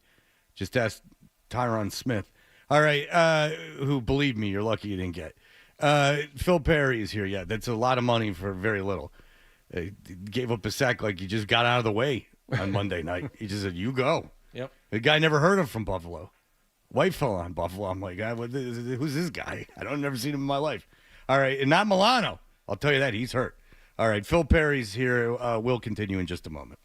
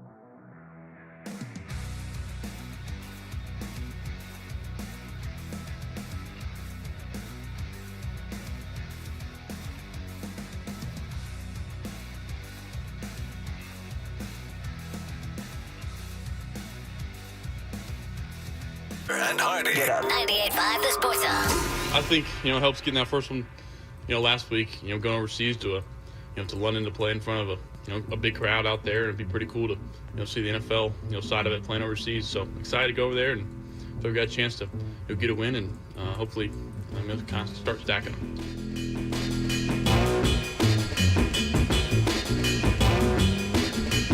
When I was recording commercials in the other room, this dork Adam was blaring this through his cue and bobbing his head. You're DJing back there. You're having a good time. You know it. You do. I told Adam, I go, you do whatever you want to do back there, buddy. And I appreciate it. It's your show. I just bring the masturbation humor. You stick back there, DJ. Phil Perry is our friend from NBC Sports Boston. And you're not sending you to London, huh? No London trip for me. So I'll be in beautiful Needham, Mass, doing our pre-halftime and post-game shows. Okay. And now, did they send Curran out there? Nope. They didn't send anyone out there. No, they blew the budget on Abu Dhabi. Forsberg went to Dubai. Everyone else stays home. But I'm hearing now that Forsberg, Forsberg didn't tell me this. I don't talk to him really off the air. But the NBA sent that Abu Dhabi, and the NBA sent him to Abu Dhabi. That the network might not have paid for that. That might have been interesting. That the NBA was there as kind of a showcase for the city of Abu Dhabi. Or Abu Dhabi. Is it Abu Dhabi? Yes. Whatever. Abu Dhabi. Yeah, I don't mean to insult anyone, but I'm never going there. So the Abu Dhabi commercials are all over NBC Sports Boston, by the way. They are. Okay. Yeah. So I don't think NBC Sports Boston, because remember we asked Chris about what it was like there, and he got almost like he was working for the government there. Yeah. Well, he was almost mosque was fantastic. Yeah, and, he went on and on and on. He wouldn't shut up about how great it was over there. And I got a few people emailing me like Abu Dhabi's like sending like all these people over there. That's why the NBA's there. That's obvious. During the Celtics home preseason games, it's interesting you bring that up. You have Abu Dhabi like ads next to the floor and everything Drew Carter reads. Go to Abu Dhabi. It's a spectacular He place. flew on the team plane too. Yes, remember? That's So, true. Yeah. Yep. I know nothing about So his you trip. should have Other than what I gone- saw content-wise, I know nothing about how he got You should have gone there. to London, damn it. No, but the NFL, London doesn't need the NFL. The NFL needs London. Abu Dhabi needs the NBA. The NBA doesn't need Abu Dhabi. They're not there to get the Abu Dhabi audience. The NFL is in London. Do you think that now they're talking about having a Super Bowl over there? Do you think Jacksonville is that it's a deterrent for players to play there? A, because it's a cesspool, and B, because they have to be over in London so much? I think it's probably more A, right? I think all these teams now are at some point over the life of a, say, 3 or 4 year contract. In all likelihood, you're going over at some point, right? But Jacksonville has to spend like a lot of time. Jacksonville over there. does spend a lot of time, and they might, who knows, maybe they're going there permanently at some point. Do you think that would be that major a travel hassle? That's the argument against it. Going to London and back? I don't personally have a ton of experience doing all that. It's kind a of travel. 6-hour flight. It's really like flying to L.A. But the argument, the time changes. The time change is what, plus 6? I think 5 to 5. Yeah. So 5, and then but it's 3 to the West Coast. Like you could make, but from the West Coast it's 8. Then it's 8. Yeah. So what a team would have to do if they were coming from the West Coast is here's how you would have to do it. You would have to have 2 buys in a season. You would have to have the West Coast team play in the Midwest or the East Coast, then play London, then have the bye week. Yeah, they'd have to stop one place on the way back. Or reverse it in a bye week before they go back to the West Coast. We think of it here as like, it's no different from going to the L.A. and, it's 5-6 hours, whatever it is. But, yeah, the L.A. flight is 10.5, and then the time changes a lot. They'd be at a disadvantage every time they go on the road, too, right? I mean, I just think it would be tough to try to pull off. Yeah. It's interesting. The Super Bowl is a different conversation. I don't love the idea of having a team there permanently. The Super Bowl I care less about. I think it probably would be cool. figure that out. Yeah. Like I think it would be cool. It'd be more of a reason to go to the Super Bowl if it was in cool city like London. Would you rather go to London than San Francisco? Yes, 100%. And I like San Francisco, but not where that stadium is. Well, it's not really San Francisco, right? Yeah. Or Phoenix. Oh, no. No, I'll never go to Phoenix again. I hate Phoenix. Oh, boy, does Phoenix suck. I don't mind Phoenix, Oh, it but stinks. in terms of a Super Bowl destination, it's so spread out. It's like there's one thing here, there's one thing there. The stadium is hell and gone. We're not supposed to be there. Downtown. Humans aren't supposed to be there. Here we go with the bees. Tell me about the bees. Here we go. They're there unnaturally. Because it's the desert, we're not supposed to be there? Yes. Or If you drive from Phoenix proper to, what's the nice place? The city. Scottsdale. Is that what I'm thinking of? Scottsdale, yeah. Yeah. From Phoenix to Scottsdale, it's wasteland. It's just desert. And then all of a sudden there's trees and grass. You're not supposed to be there. That's not an oasis. That's just, they're running out of water and stuff. They're all maniacs. If you want to know, that you think like Alabama and Arkansas are maniacs, the real maniacs, now Hardy will tell you, out there in the desert, they've gone insane. They flock there and they're insane. And we're fueling them. We're ruining the planet by just creating grass Glenn for Ordway, nutty people. Insane. Out there living in Scottsdale, he's lost his mind. He's got a crazy takes. He's got a beard down to his belly now. If I told you John Dennis had a beard down to his belly and was yelling in a corner, would you That tell me would- that? I believe you. I would. Yeah. Glenn's doing fine out there, but you're not wrong about the wasteland when you drive, because I made that drive a lot of times around Albuquerque and going to Phoenix and Phoenix to Vegas and Vegas back to Vegas, all this stuff. Like in between the cities, there's nothing. And I mean mile upon mile of not so much as a gas station or a telephone pole. There's nothing. Okay, but you're there for a week. If you're there covering the Super Bowl, Fred, do you feel like because of all the reasons you just made, you're slowly creeping towards insanity because you're spending a week there? Good. 5 days.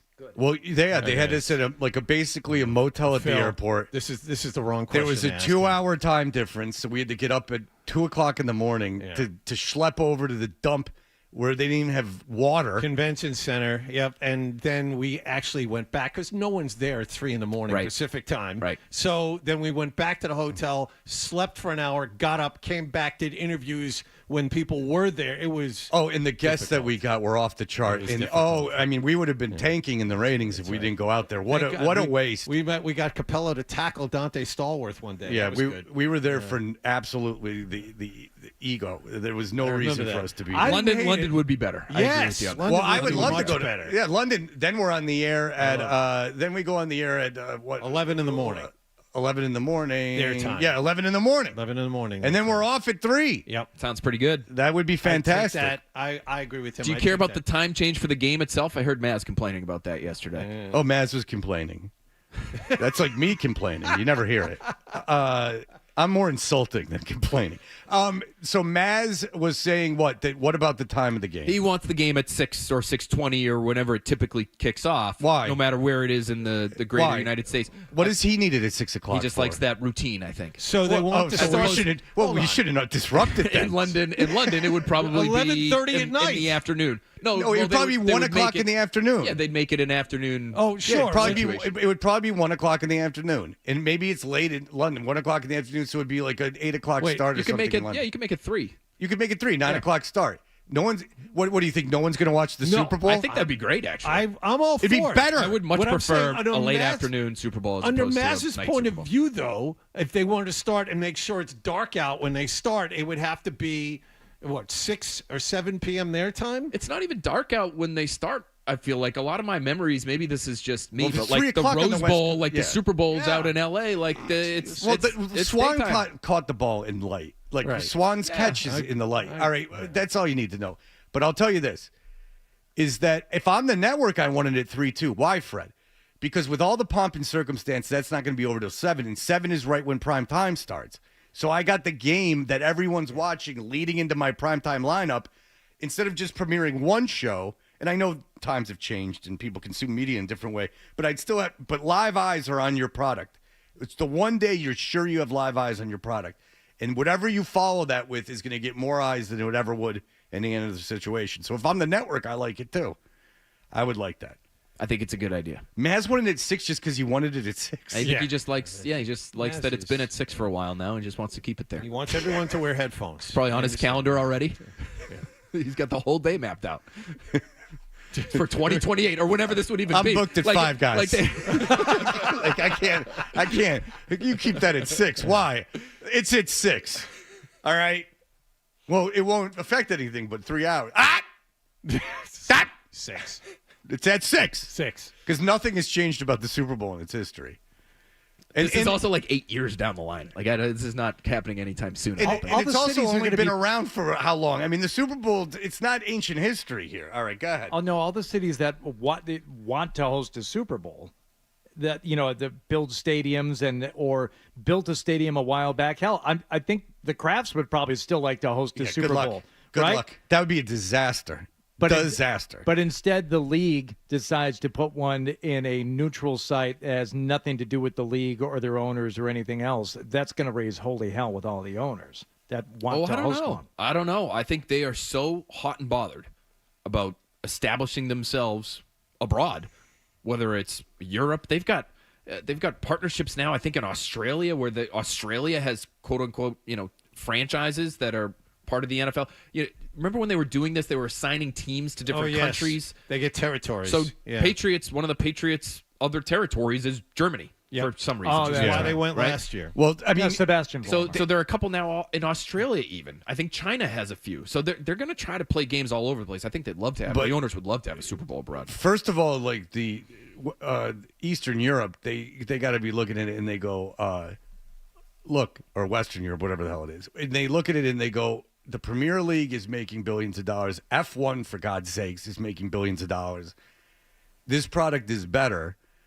We're never going to beat the Premier League over there, but what if we got, 3/4 of what the Premier League's making? And Jesus, we can't do better than F1. I mean, those guys, those drivers are billionaires or worth hundreds of millions. So I understand why the NFL wants to do it, and it's not hard to do business over there, I would imagine. Doesn't it feel harder to travel, though? Like, if you're trying to play games there on a regular basis, even more regular basis than they already are, if you're trying to have teams over there permanently, it's almost like you just got to bring back NFL Europe. Like, just have something else. Have a minor league over there. Or you would have to, really have a Western Conference and an Eastern Conference and have them maybe just meet in the Super Bowl, and would they be willing to do that? Because that would be cool for a while.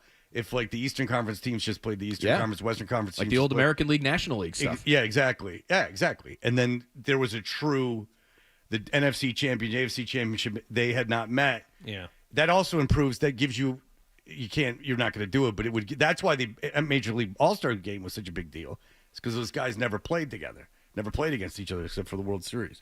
All right, very good. Phil Perry. Not in London, but he'll be there at NBC Sports Boston. What time you got to get in there? We have an 8:30 pregame show. Oh, so that's not bad. Not too bad. No. Get in there around 8:29. You do your own makeup, or they put makeup on you? I do my own. Yeah, it's kind of ghetto over there. Is it? They didn't even put makeup on me when I used to go over there. They put it on you, Hardy? We did very briefly have makeup people. They were fantastic. There was a makeup person. And then COVID happened. Yeah. And then they said, look what we can do with no money. I think maybe one time I got makeup from a person because it was suggested that I get it. It could get pretty elaborate if you actually sat down in the chair and got makeup. I can't remember. I remember. I would let him do anything to me. I did too. But right now it's kind of. You get them little sponges? It's kind of gorilla. What do you do? Yeah, a little sponge. Yeah, a little sponge, a little powder. That's it. That's it. Yeah. You just blemishes? Nothing on the cheeks? Yeah, pretty much. Nothing on the cheeks? Little bit. No, I try to do a little bit shine. all over, so I'm trying not to get. I got a shiny forehead. It's, you don't want that shine. No, you don't want that. Hell no. Nothing on the lips? No. Glisten them up a little bit? No, really? No glitter? You want to see? You want to see shiny little lips on TV? eyeliner? I was watching Boomerang again the other day. Yeah. I've seen that movie a lot.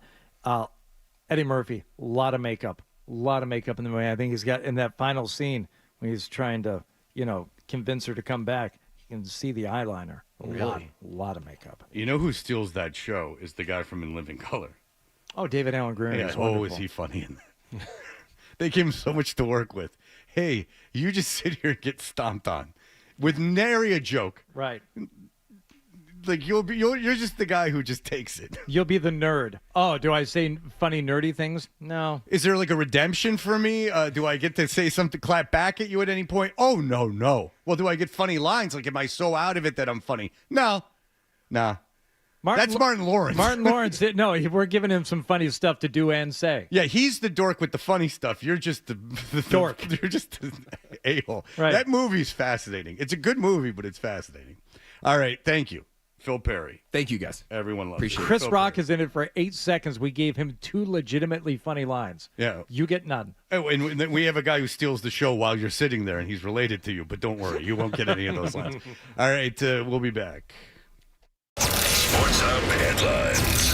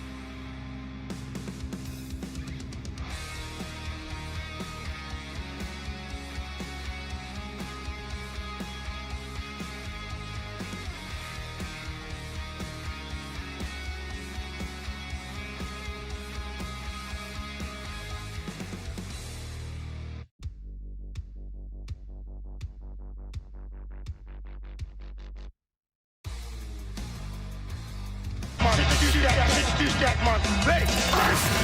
It's time for The Stack on Touch Your Only at D'Angelo.